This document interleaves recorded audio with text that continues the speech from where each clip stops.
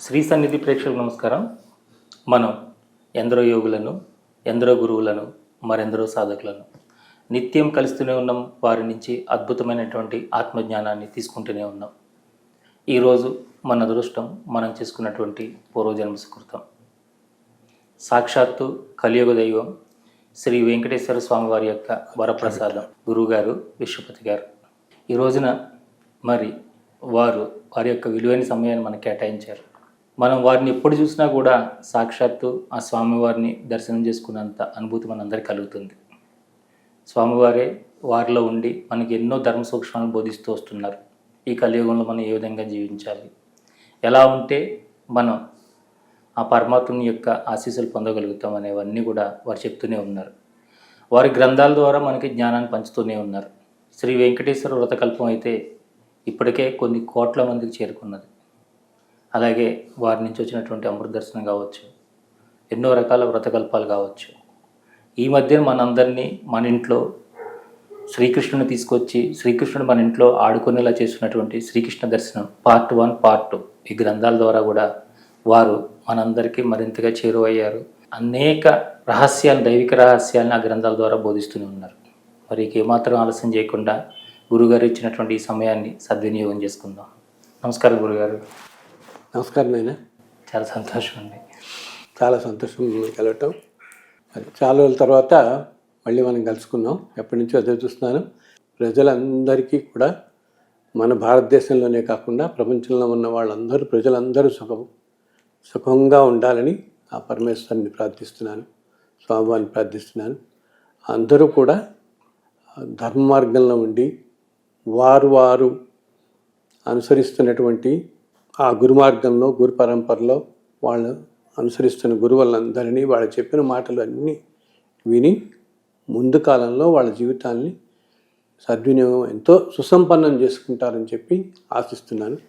ఇప్పుడు Iran America యుద్ధం వలన వాళ్ళిద్దరికీ జరిగే నష్టం కంటే మనకి కూడా భారతదేశానికి కూడా చాలా నష్టం జరుగుతున్నాయి.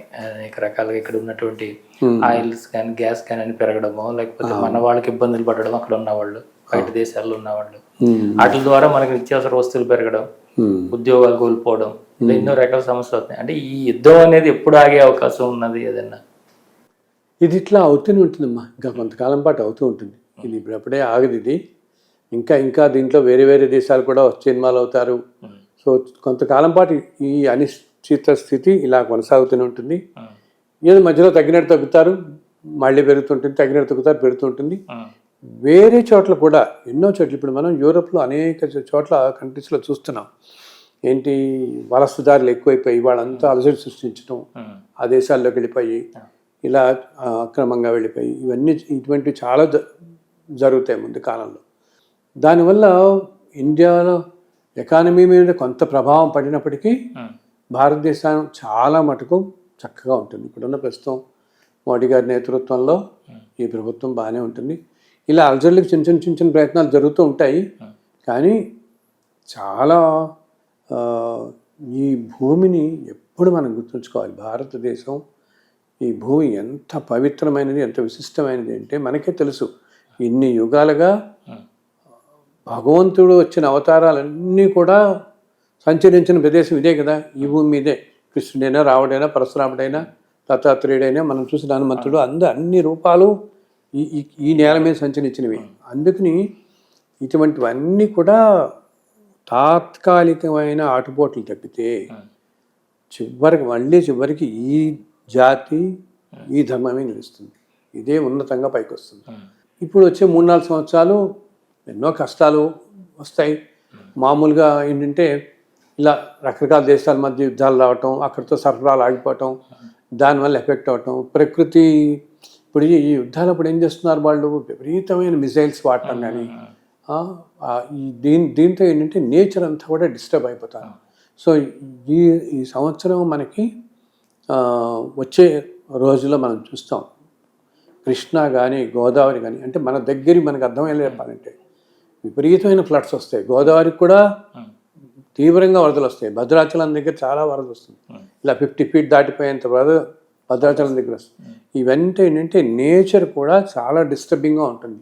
ఇప్పుడు ఈ 28 దాకా ఇంతే వచ్చే 4-5 నెలల్లో మనం చూసుకున్నామంటే తీవ్రమైన తుఫాన్ ఒకటి కావలి, ఒంగోలు అక్కడ ఒకటి క్రాస్ అవుతుంది, బందర్ దగ్గర ఒకటి, కాకినాడ, వైజాగ్, ఈ side West Bengal, Bay of బెంగాల్లో ఒక 2-3 సార్లు ఈ నవంబర్ డిసెంబర్ లోపల తీవ్రమైన తుఫాన్లు రావచ్చు అనమాట. అందుకని వాటికి అదృష్టం కొద్దీ ఈ రోజుల్లో ఏంటంటే మనకి టెక్నాలజీ బాగా రావడంతో వెదర్ ఫోర్కాస్టింగ్ బాగా వచ్చాయి.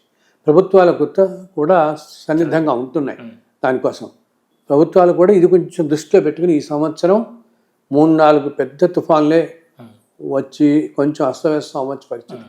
ఎస్పెషల్లీ ఈ కోస్ట్ సైడ్ అంతా ఒరిస్సా దాకా అన్నమాట. మనకి మన కోస్ట్లో ఆంధ్రప్రదేశ్లో ఒక 2-3 చోట్ల వీటి ఎఫెక్ట్ వస్తుంది. సో కొంచెం జాగ్రత్తగా ఉండాలి వీటికి.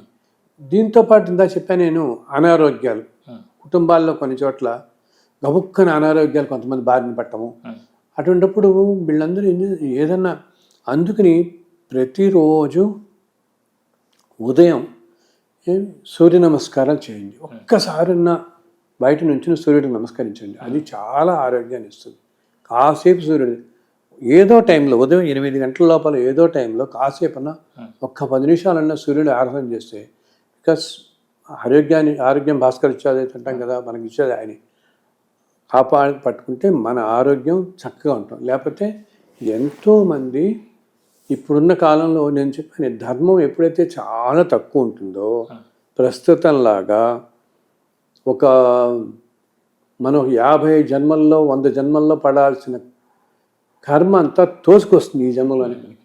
అందుకని ఇంత సఫర్ అవుతున్నారు. మనం చూస్తున్నాగా ఎంతోమందిని చిన్న కాలంలో, చిన్న వయస్సులో, ఏమిటి 10 ఏళ్ళకి, 15 ఏళ్ళకి, 5 ఏళ్ళకి క్యాన్సర్ వస్తున్న వాళ్ళు, రకరకాల అనారోగ్యాలు వస్తున్న వాళ్ళు, వైరస్లు ఇవన్నీ పట్టుకున్న వాళ్ళని చూస్తున్నామే. సో వీటన్నిటి వల్ల అనమాట.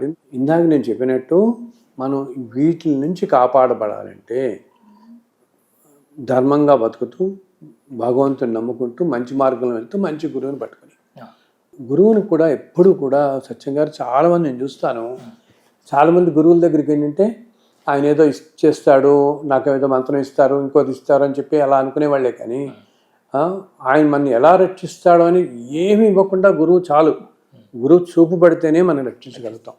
సంకల్పం అసలు అంటే ఈ రోజుల్లో మనం అనకూడదు, మంత్రోపదేశం అనేది కొన్ని వేల మందికి ఇచ్చేస్తున్నారు కొంతమంది. కానీ మంత్రోపదేశం మనం చెయ్యాలి ఒకళ్ళకంటే మనకి ఎంతో శక్తి ఉండాలన్నమాట.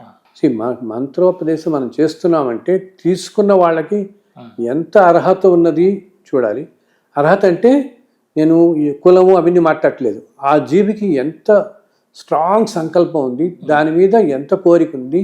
ఒక మంత్రం తీసుకుని నిష్ఠగా నేను చేసుకుంటాను. ఇప్పుడు ఏంటంటే కొంతమంది అనకూడదు, కానీ అది నేనేదో అదొక గొప్పగా చెప్పుకోవడం కోసం మంత్రోపదేశం తీసుకుంటున్న వాళ్ళు ఉన్నారు. నేను 10 మందికి తీసుకున్నాను, 10 గురువులు ఇచ్చారు నాకు, అయితే 10 మంత్రాలు నాకు ఉపదేశం ఉందండి అంటారు. నిజంగా 10 మంత్రాల ఉపదేశమే కనుక అంతటి మహానుభావుల దగ్గర నుంచి నీకుంటే ఎంత ధర్మంగా నడుస్తాడు ఈ మనిషి. మరి ఈ రోజుల్లో మనం కొన్ని లక్షల మందిని చూస్తున్నాం ఉపదేశం పొందిన వాళ్ళం. మరి ఎందుకు ధర్మం లేదు ఇప్పుడు? మరి ఎందుకు వీళ్ళందరూ మనసులు, మరి ఇన్ని కోపాలు ఎందుకు వస్తున్నాయి, ఇన్ని ఆవేశాలు ఎందుకు వస్తున్నాయి వీళ్ళందరికీ? ఆ ఉపదేశం తీసుకున్న వాళ్ళు ఏమన్నా దాన్ని ఆచరిస్తున్నారా? కాస్త ఉపదేశం తీసుకున్నాం మనం అంటే, ఒక మంత్ర ఉపదేశం తీసుకున్నామంటే మనం ఓన్లీ ఆ మంత్ర ఉచ్చారణ ఉదయం 108 సార్లు చేయండి అని చెప్తారు. మరి ఉపదేశం ఇచ్చిన వాళ్ళు మనం చెప్తారు ఎన్నిసార్లు చేయండి అని ఉచ్చారణ చేయంటారే. ఉచ్చారణ చేసి అక్కడితో వదిలిపెట్టేకూడదు దాన్ని. రోజంతా నువ్వు ఎలా జీవించావు అన్నది కూడా ఇంపార్టెంట్. రోజంతా నువ్వు ఎలా గడుపుతున్నావు అన్నది. నువ్వు మంత్రం 108 సార్లు ఉచ్చారణ చేసేసి అన్యాయాలు ధర్మాలు చేస్తే ఇదే ఫలితాన్ని ఇవ్వదు నువ్వు తీసుకున్న మంత్రం. అలాగే ఆ ఇచ్చే వాళ్ళకు కూడా అంత శక్తి లేకుండా ఇచ్చారనుకో, అప్పుడు నీకే ఫలితం ఇవ్వదు. ఈ పాతకాలంలో ఒకప్పుడు ఒక మహర్షి కథ చెప్తారు. ఏంటంటే ఒక చాలా గొప్ప మహర్షి, గొప్ప గురువు అనమాట ఆయన అందరికీ. ఆయన దగ్గర ఒక 40 మంది శిష్యులు ఉంటారు. వీళ్ళల్లో చేరిన వాళ్ళందరూ ఏంటి, వాళ్ళ చదువు విద్యాభ్యాసం అంతా అయిపోతుంది 20 ఏళ్ళకి. ఇంక వెళ్ళిపోదాం అనుకుంటే గురువుగారు ఏమన్నా మంత్రోపదేశం ఇస్తారా అంటే ఆయన ఏమి చెప్పడు వీళ్ళకి. సో కొంతమంది ఇంకో 2 ఏళ్ళు వెయిట్ చేస్తారు, 4 ఏళ్ళు వెయిట్ చేస్తారు. రోజు వచ్చి సేవ చేసుకుని వెళ్తారే కానీ ఏమి చెప్పడు ఆయన. కొంతమందికి వీళ్ళకి విసుగు పుట్టి వెళ్ళిపోతారు. అందరూ వెళ్ళిపోయి చివరికి ఒక్క అతను మాత్రం 40 ఏళ్ళు అలాగే ఉంటాడు. ఎంతో సమయంతో సేవిస్తూ వీళ్ళందరూ ఏంటంటే 4 ఏళ్ళు చూస్తారు, 8 ఏళ్ళు చూస్తారు, ఇంకా ఓపిక పట్టి ఇంకా లాభం లేదు అని వెళ్ళిపోతారు అన్నమాట. అన్నిటికంటే మనిషికి కావాల్సింది ఓర్పు, సహనం, సంయమనం, ఇవన్నీ. చివరికి ఒకే ఒక్కడు మిగులుతాడు ఆ గురువు దగ్గర. ఎప్పుడు 42 ఏళ్ళు, అప్పటికి కూడా వెళ్ళడు, అలా చేస్తుంటాడు. అప్పుడు ఒకరోజు ఆ గురువుగారు అతన్ని పిలిచి అతనికి 2 మంచి మాటలు చెప్తారు. ఉపదేశం కూడా ఇవ్వరు, 2 మంచి మాటలు చెప్తారు. అక్కడితో ఏంటంటే అతనికి బ్రహ్మాండమైన ఊర్ధ్వలోక ప్రాప్తి కలుగుతుంది. అంతటి ఉన్నత స్థానాన్ని తీసుకెళ్తారు.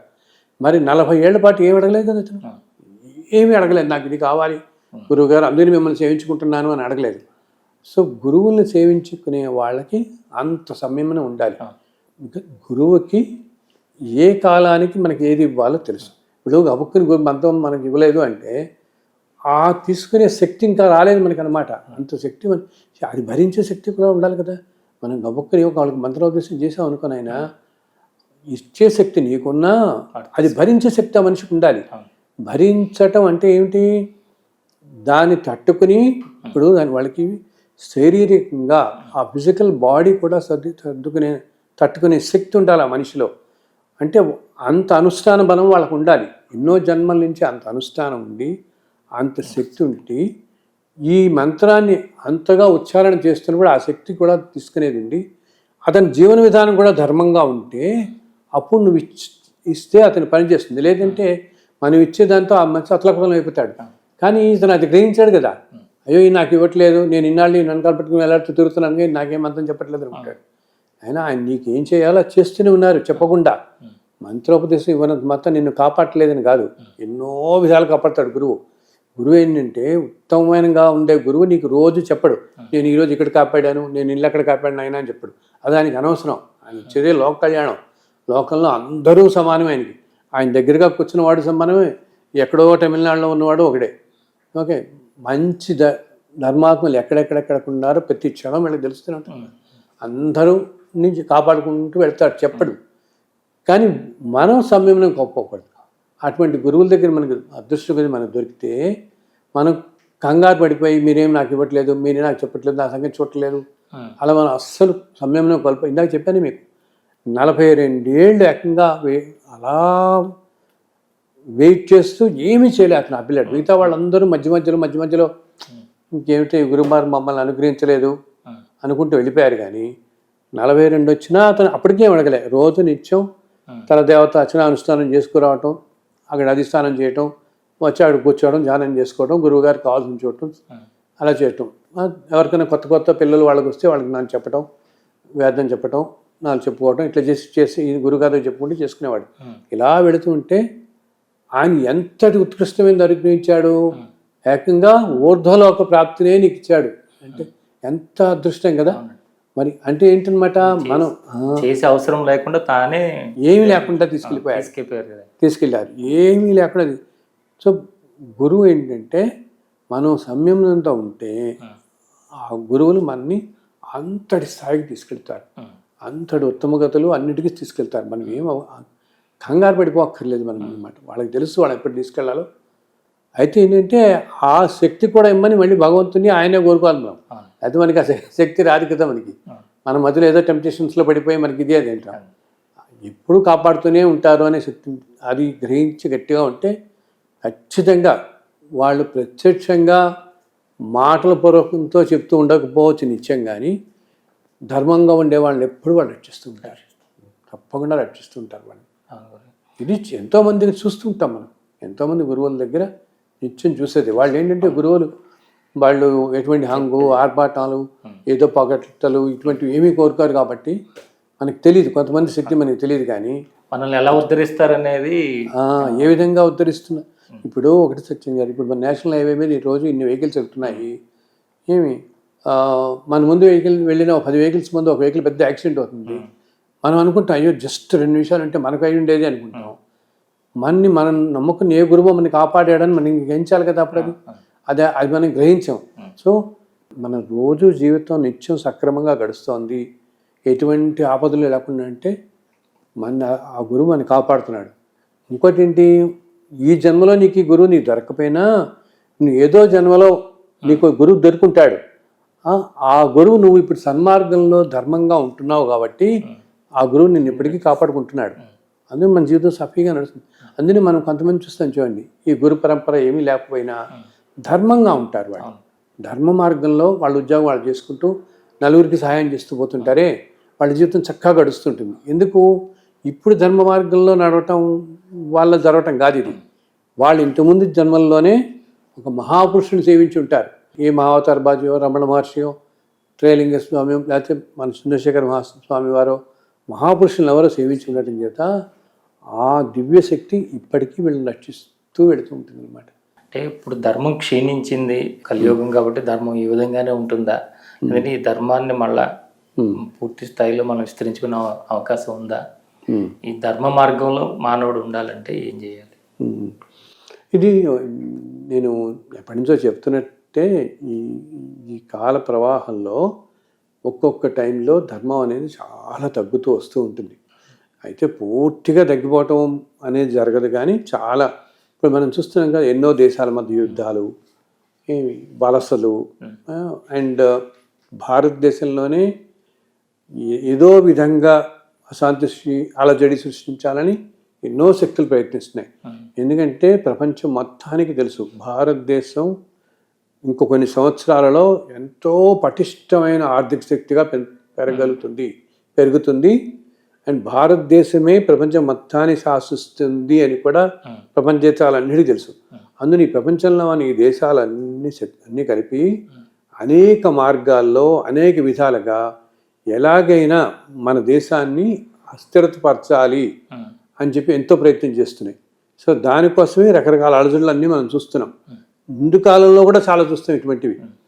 ఇటువంటి వాటిల్లో ప్రలోభాల్లో పడకుండా వాటిని వెళ్లకుండా ఉండడం కోసం ప్రతి భారతీయుడు అంటే కేవలం భారతదేశంలో ఉన్నవాడే కాకుండా విదేశాల్లో ఉన్న వాళ్ళందరూ కూడా భగవంతుని ప్రార్థించటం, వాళ్ళ నమ్మకుల్ని గురువుల్ని ప్రార్థించటం, వాళ్ళు మంచి మార్గంలో నడవటం, అండ్ వాళ్ళతో పాటు చుట్టుపక్కల నలుగురికి మంచి చెప్పటం. ఆయన వీటి వెళ్ళకండి, ఈ ప్రభావాల్లో పడకండి, మంచి మార్గంలో నడవండి, మన దేశం చాలా మంచి తీసుకెళ్ళగలగాలన్నమాట. ఎందుకంటే ధర్మం అనేది ఎంతో తగ్గిపోయిందని మనం చూస్తున్నాం.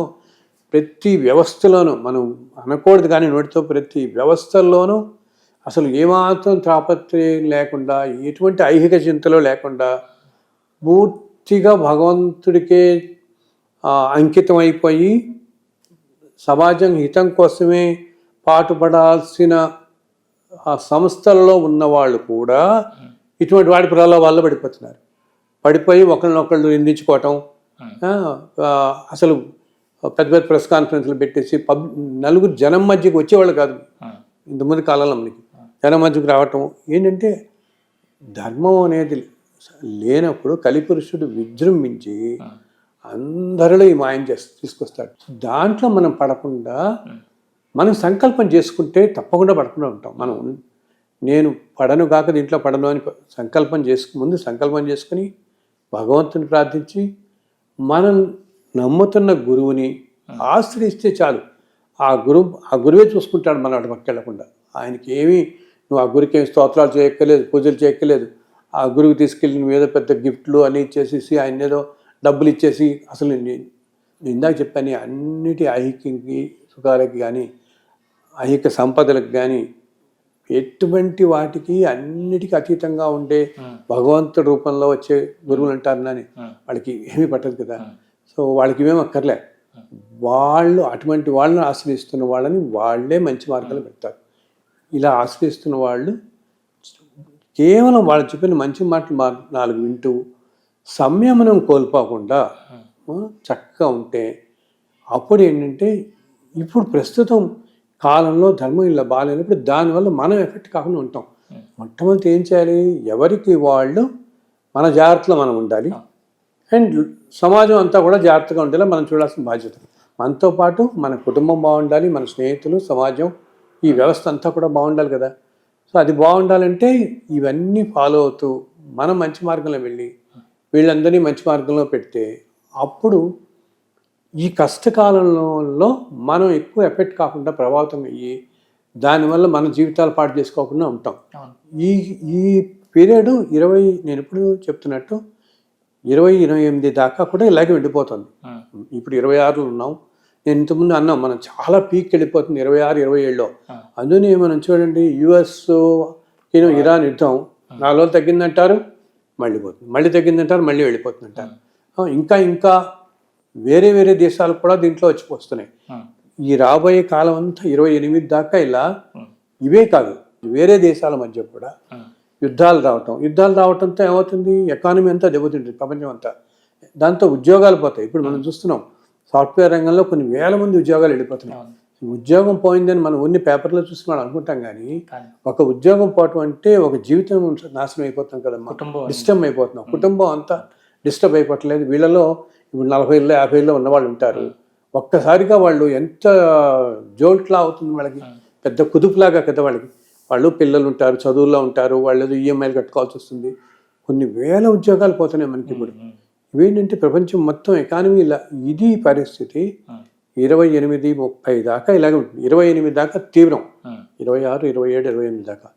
28 తర్వాత నెమ్మదిగా అన్ని సర్దుకుంటే పరిస్థితులు కొంచెం సర్దుకుని మన భారతదేశం చాలా ముందుకు పైకి వస్తుంది. మిగిలిన దేశాలతో చూస్తే చాలా వస్తుంది. అందుకని మనం ఏంటంటే మన వాళ్ళందరూ ఇప్పుడు మనం చేయాల్సింది మంచి మార్గంలో నడుస్తూ నిత్యం వాళ్ళు ఏ భగవంతునైతే స్మరిస్తున్నారు, ఈ యజ్ఞయాగాదులు క్రతువులు చేయగలిగే శక్తి కానీ ఆ స్థితి ఉన్నవాళ్ళు అవి చేస్తూ ఉండొచ్చు. అది ఎప్పుడు ఏంటంటే ప్రకృతిని మంచిగా ఉంచుతుంది, ధర్మం చక్కగా ప్రపరేగా చేస్తాయి. ఇవన్నీ ఈ యాగాలు క్రతువులు ఇవన్నీ ఆ చేయగలిగే స్తోమత స్థితి వీలు ఉన్నవాళ్ళు అవి చేస్తూ ఉండొచ్చు.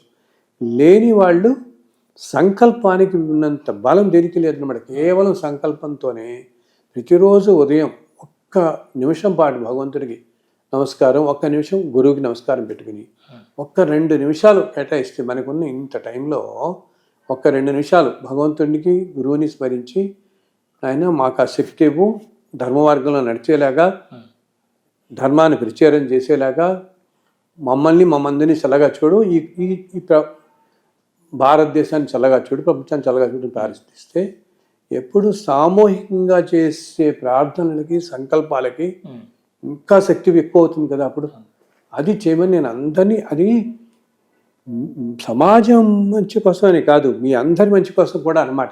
ఇప్పుడు మీకెవరికి మన పిల్లలు రేపు పొద్దున 15 20 ఏళ్ళకి వస్తారు, 40 ఏళ్ళకి వచ్చిన తర్వాత వీళ్ళంతా కష్టాలు పడాలని మనం అనుకోం కదా.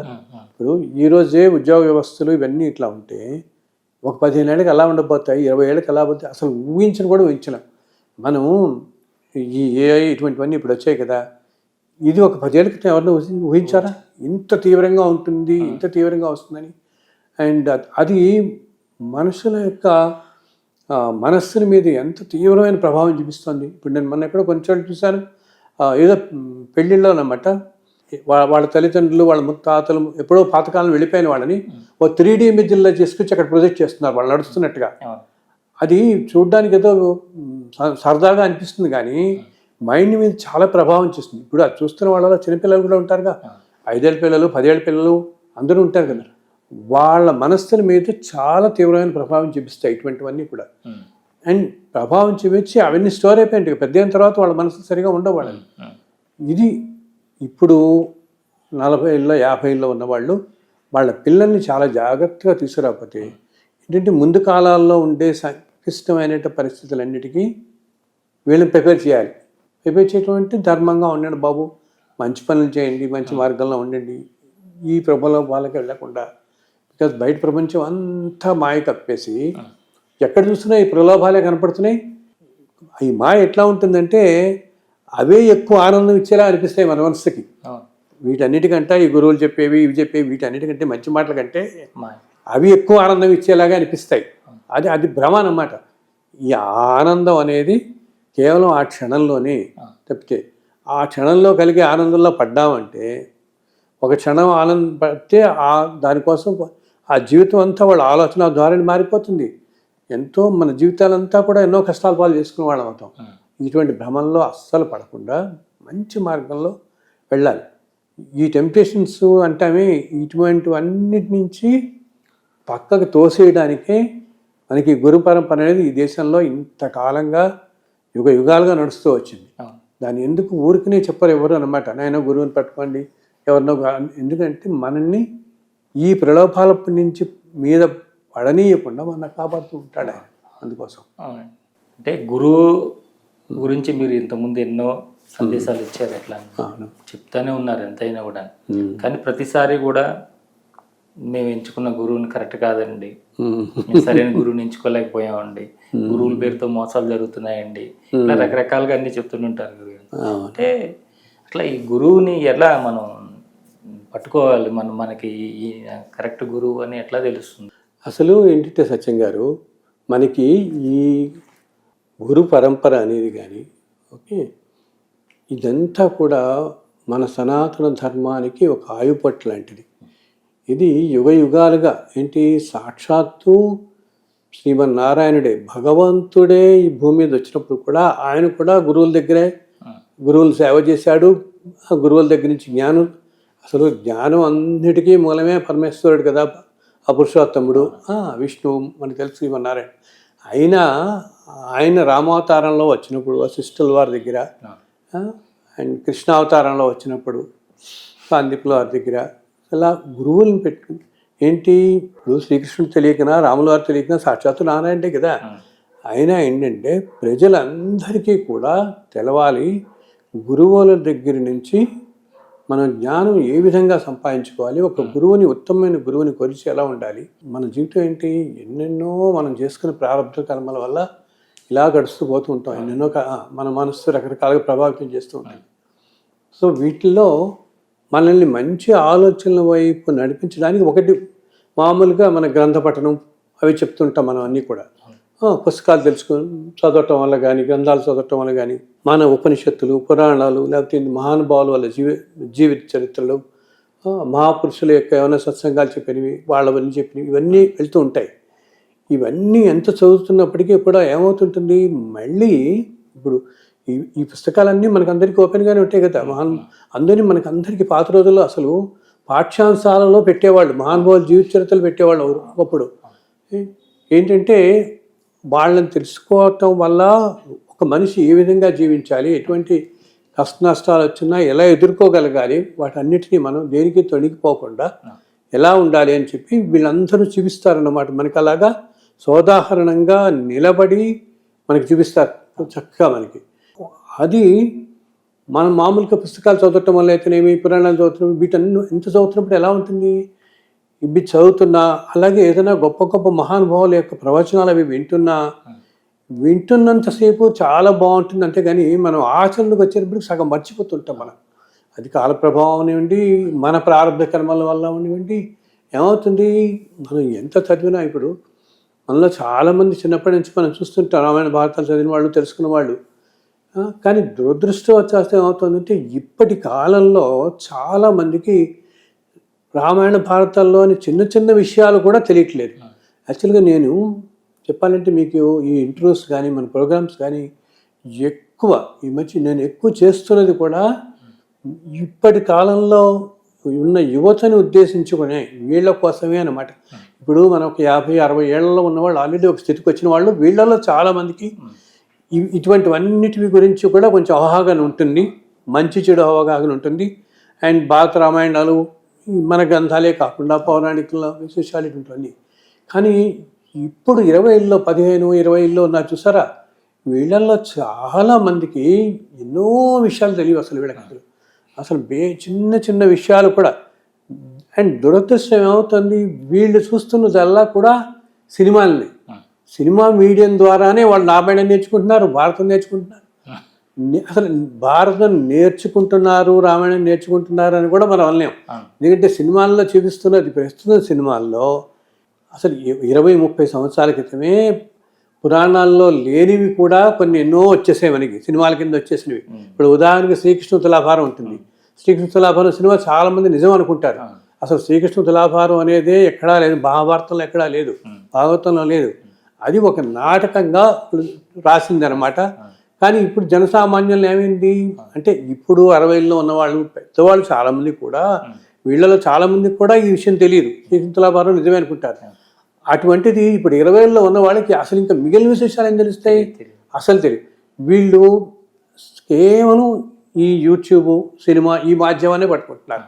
ఈ పట్టుకోవటంతో ఏమవుతుంది, దీంట్లో విపరీతమైన ధోరణులు గడిపోయి అసలు ఇప్పుడు నేను నిన్న మొన్న ఎవరో చెప్తున్నారనమాట, అసలు అది దాంట్లో రాముడు సీతన వీళ్ళన ఈ విధంగా పోర్ట్రేట్ చేస్తున్నారు వీళ్ళు అనిపిస్తారు. ఎంతో డిస్టార్ట్ అయిపోయి చివరికి ఎందుకంటే ఈ కాలం వాళ్ళకి తెలియట్లేదు. బికాజ్ వీళ్ళకి గ్రంథ పఠనం లేదు. అసలు చాలా మందికి ఇప్పుడు మనం తెలుగు చెప్పాలంటే తెలుగు చదవడమే చాలామందికి రాదు ఇప్పుడు జనరేషన్స్లో. అసలు సంస్కృతం రానందువల్లే మనం ఎంతో జ్ఞానం కోల్పోతామని మేము ఎంతోమంది పెద్దవాళ్ళు అందరూ బాధపడతారు. సంస్కృతం తెలియకపోవటం వల్ల ఎంతో జ్ఞానం కోల్పోయాం మనం, ఎంతో తెలియకుండా పోతాం మనకి. అటువంటిది వాళ్ళకి తెలుగు కూడా కనీసం తెలియకపోతే ఎందుకంటే ఎన్నెన్నో బ్రహ్మాండమైన గ్రంథాలు మనకు వచ్చాయి. సో వీళ్ళల్లో ఏంటి, వీళ్ళు చూస్తున్నదల్లా ఇవే చూస్తూ అక్కడితో ప్రతిదీ ఈ సోషల్ మీడియా రావటం, వాటిల్లో కనపడితే సత్యం అనుకోవటం, ఇలా ఇటువంటప్పుడు ఏంటి మనని నాయన ఈ గురువు అనేవాళ్ళు ఏమిటి, ఇది సత్యం ఇది అసత్యం అని, ఇది మంచిది ఇది తప్పు అని రెండు చెప్పగలగాలి.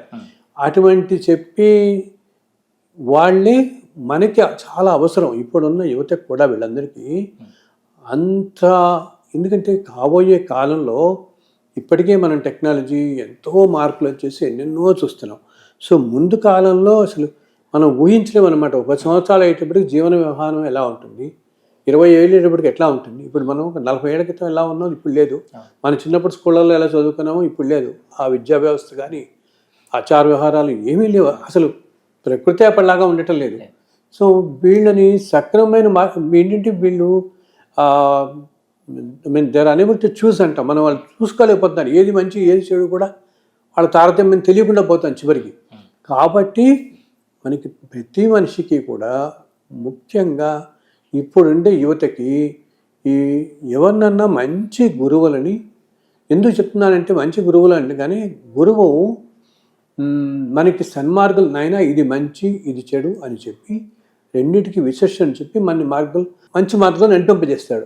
అంతేకాకుండా గురువుకి ఏంటంటే ఏ పిల్లవాడికి తన దగ్గరికి వచ్చేవాడికి ఏ పిల్లవాడికి ఏ విధంగా చెబితే వాడికి అర్థమవుతుంది, ఇతను ఏ స్థాయిలో ఉన్నాడు ఏ విధంగా చెప్తే అర్థమవుతుంది అన్నది కూడా చాలా కరెక్ట్గా గ్రహించగలుగుతాడు. సత్యంగా గ్రహించేది గురువు ఒక్కడే అనమాట.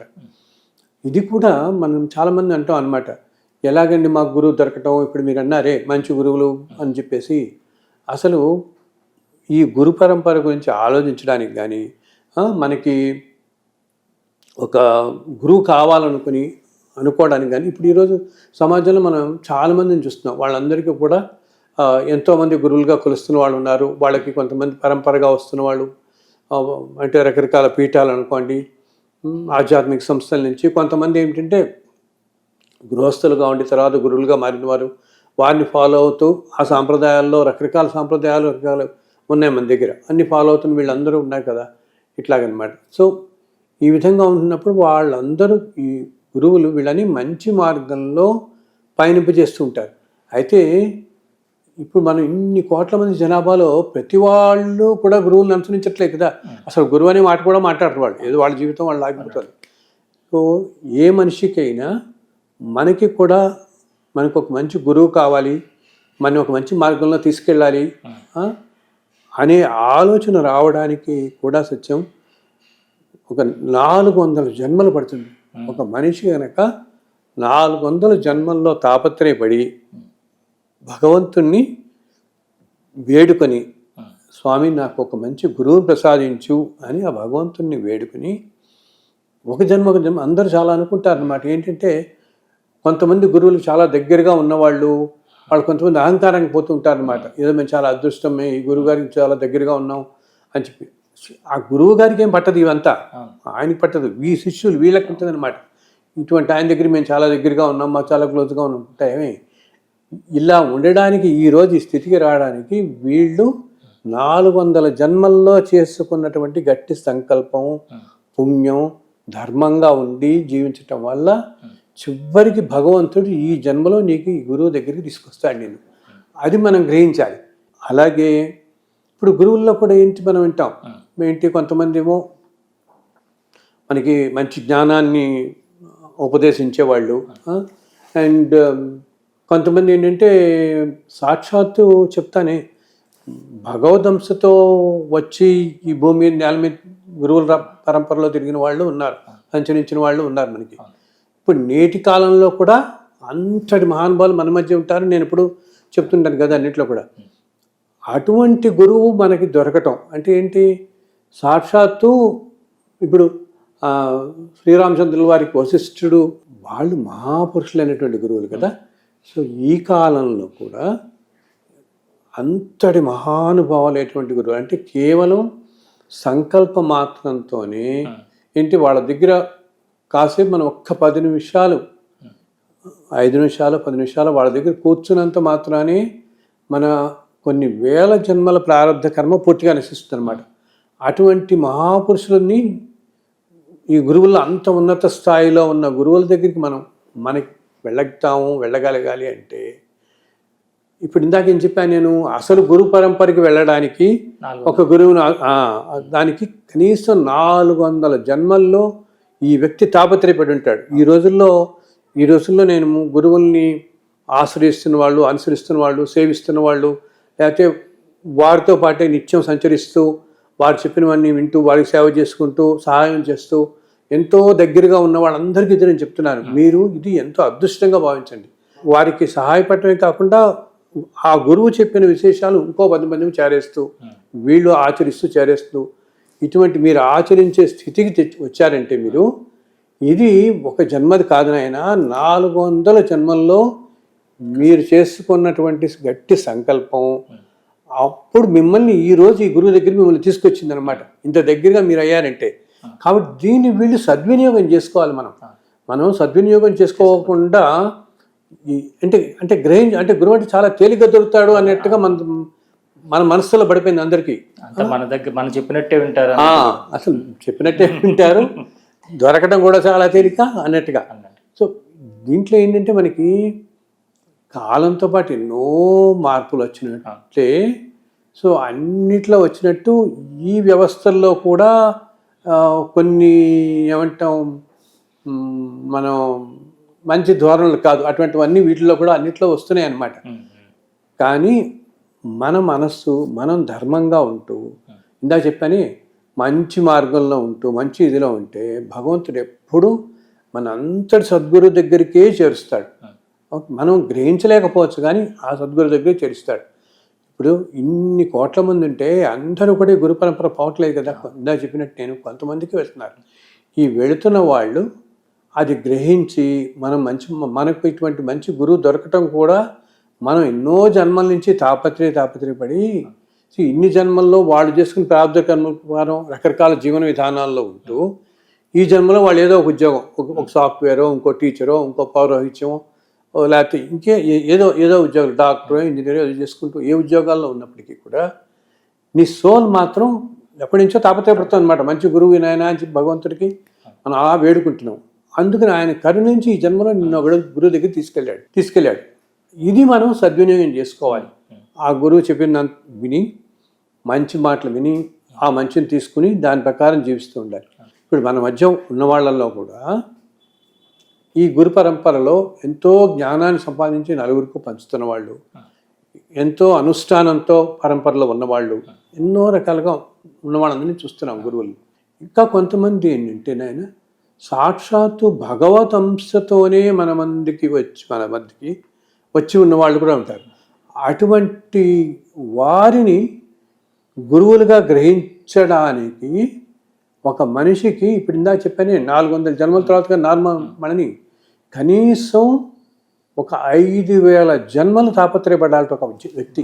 అసలు ఏం చెప్తారంటే ఒక 5000 జన్మలు అంటే ఎన్ని లక్షల సంవత్సరాల పాటు, ఇన్ని లక్షల సంవత్సరాలు వాళ్ళు ఏ జీవన విధానాల్లో వాళ్ళ ప్రారంభ కర్మలు పుడుతూ పెడుతూ జీవిస్తూ మళ్ళీ మరణిస్తూ ఈ జీవన మరణ చక్రంలో పడి కొట్టుకుంటాం అందరం. వీటిలో పడి కొట్టుకుంటూ వస్తున్నా ఒక 5,000 జన్మల్లో గనుక ఈ మనిషి అంటే మొదటి 400 జన్మలు అలా ఉండేటప్పటికి నీకు మంచి గురువు దొరుకుతాడు.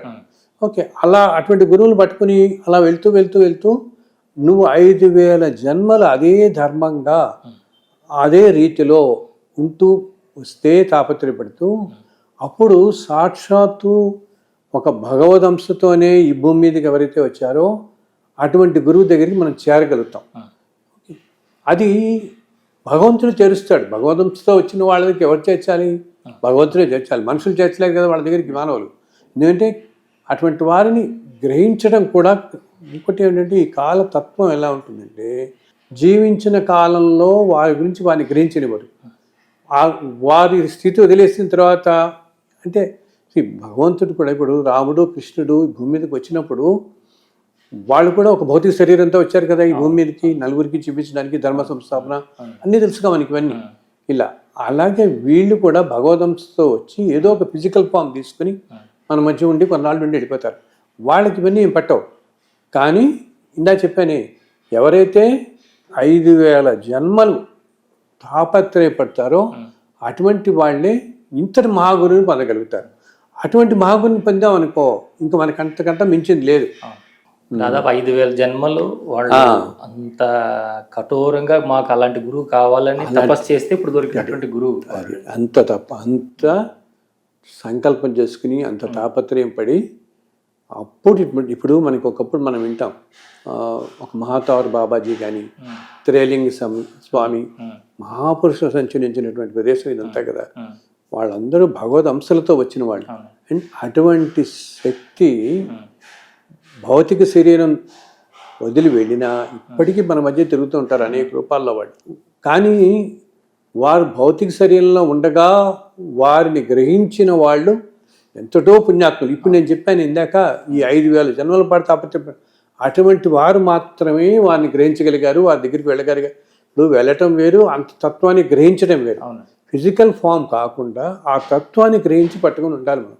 ఎప్పుడు కూడా ఫిజికల్ ఫామ్స్కి అట్రాక్ట్ అయిపోయి మేము ఎప్పుడు వాళ్ళతో ఉండాలి, వాళ్ళు మాకు ఇలా కావాలి అట్లా అని కాకుండా ఆ తత్వం కనుక మన ఒక్కసారి మన మీద వాళ్ళ కరుణాత్మకమైనటువంటి చూపు పడితే మన మీద ఇంకా మన ముందు ముందు జన్మలు అన్నీ మనం తరిస్తాం అన్నమాట.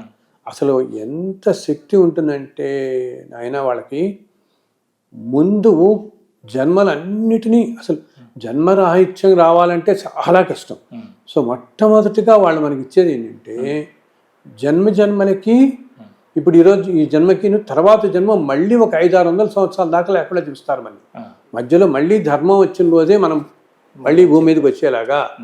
ఎందుకంటే అధర్మం లేని ఉన్న రోజుల్లో ఇటువంటి పుణ్యాత్మలు వస్తే చాలా కష్టం అని వాళ్ళకి తెలిసి ఇది చేసి వాళ్ళని ఇటువంటి మానీయులు ఇంతటి ఎంతో నిష్ఠతో ఎంతో ధర్మంగా ఉన్న శిష్యులు ఎప్పుడైతే వాళ్ళు చూస్తారో వాళ్ళ దగ్గరికి వచ్చి వాళ్ళని మళ్ళీ వాళ్ళ దగ్గరే ఉంచుకుని తర్వాత ఈ భౌతిక శరీరం అయిన తర్వాత ఈ ప్రారంభ కర్మలన్నింటినీ తగ్గించి మళ్ళీ ఒక 500 సంవత్సరాల తర్వాత 1000 సంవత్సరాల తర్వాత మళ్ళీ భూమి మీదకి కొంచెం ధర్మంగా ఉన్న రోజుల్లోనే అంటే వాళ్ళకి కూడా ప్రార్థన ఉంటుంది కదా మిగిలింది, అవి తీర్చుకోవడానికి అప్పుడే తీసుకొస్తారు మళ్ళీ. సో అది కూడా మన అదృష్టమే కదా. ఇప్పుడు ఎన్ని కష్టాలు ఎన్ని ఘోరాలు చూస్తున్నాం మనం. ఇప్పుడే ఇట్లా ఉంది, ఇంకో 20 సంవత్సరాలకు ఎలా ఉండబోతుంది, 40 సంవత్సరాలకు ఎలా ఉండబోతుంది.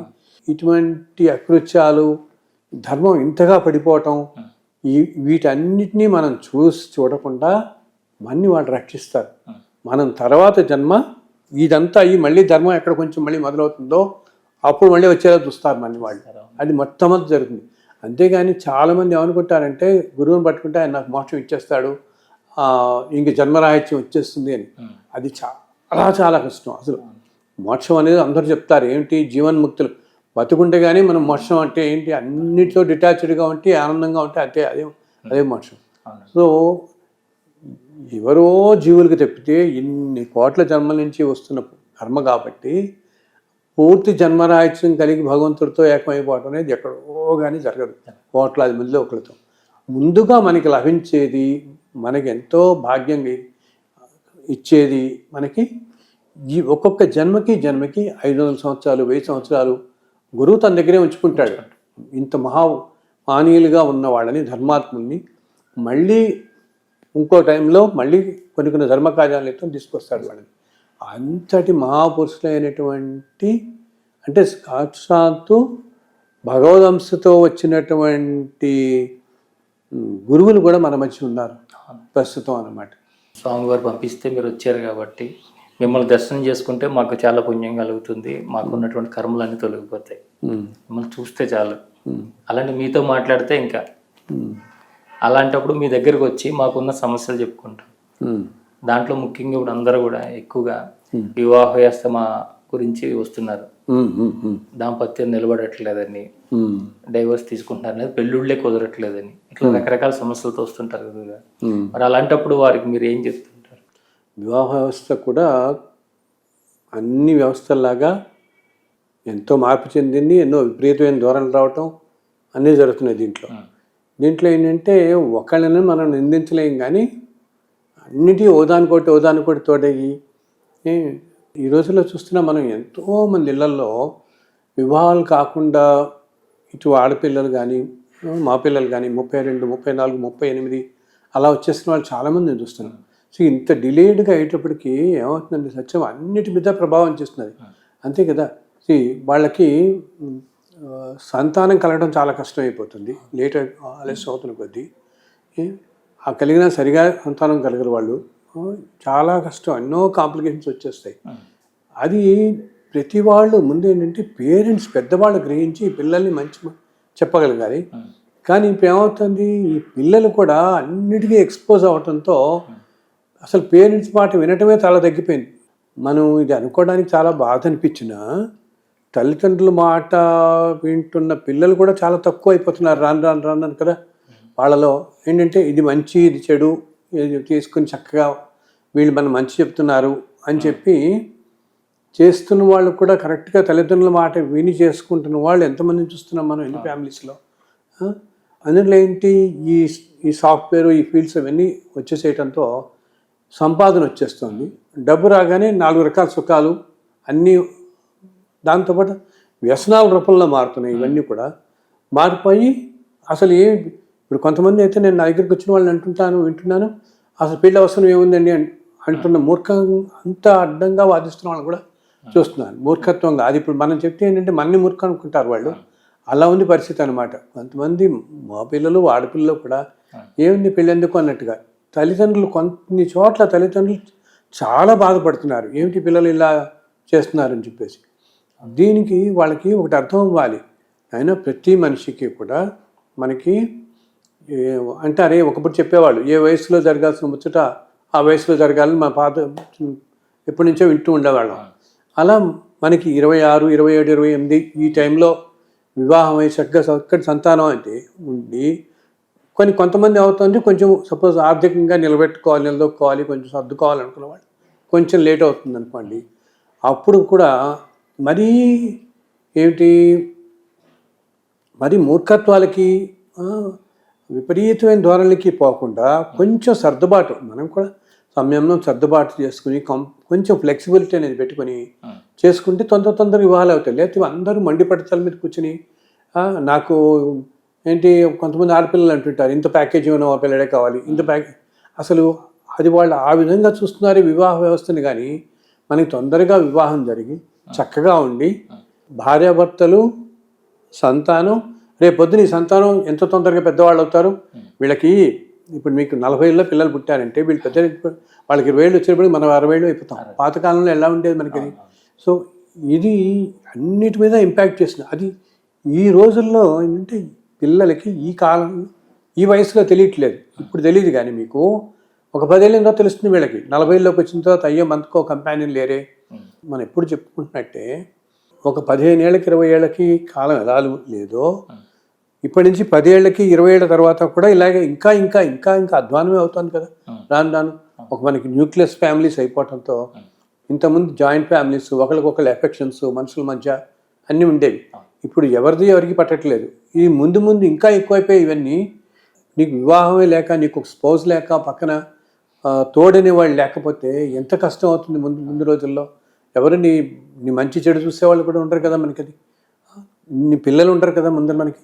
సో కరెక్ట్ టైంకే ఒక 30 ఏళ్ళకి పోనీ అనుకున్నా అవ్వాలంటే ఏంటి, ఇందాక నేను చెప్పినట్టుగా ఒక మరీ రిజిడ్ పారామీటర్స్ అన్నీ పెట్టుకుని నాకు ఇట్లాంటి వాళ్ళే కావాలి, ఇది చదవాలి, ఆ మధ్య ఎవరో ఒకటి చూశాను, నాకు ఏదో ఒక ఫీల్డ్లో ఇదే టైప్ ఆఫ్ ఇదిగా చేస్తున్న వాళ్ళే కావాలి. అసలు భార్యాభర్తలుగా జీవించి ఒక కుటుంబంగా ముందు తీసుకురావడానికి వాళ్ళు చేసే టెక్నాలజీ ఫీల్డ్ అవి కాదు కదా కావాల్సింది.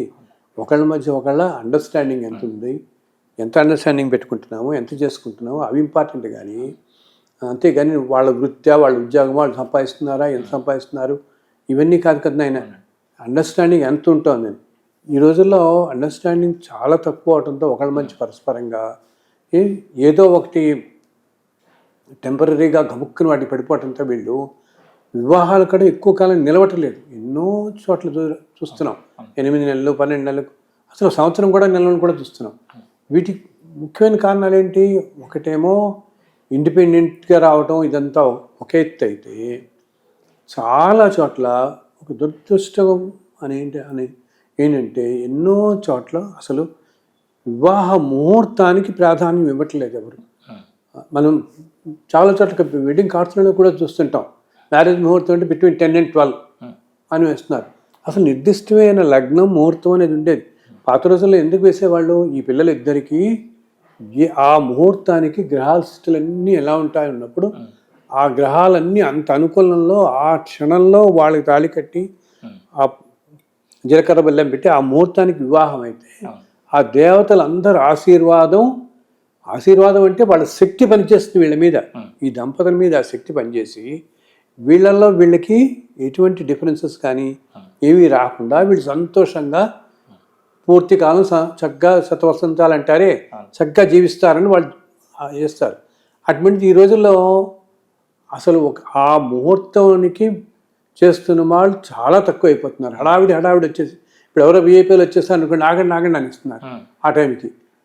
ఒక్కోసారి ఏమో దీనివల్ల లేటు దానివల్ల లేటు అట్లా అని ముహూర్త ప్రాధాన్యత చాలా తగ్గించుకుంటున్నారు. అండ్ కొన్నిసార్లు ఏమవుతుంది, లేదండి మాకు టైం లేదు, ఏదో ముహూర్తం పెట్టేసి తొందరగా మావాడు మళ్ళీ అమెరికా వెళ్ళిపోవాలి, లేకపోతే మావాడికి ఇలా ఉద్యోగం వెళ్ళిపోవాలి, మావాడికి లీవ్ దొరకదు, మళ్ళీ మాకు సండేనే ముహూర్తం కావాలి, ఇలానే కావాలి.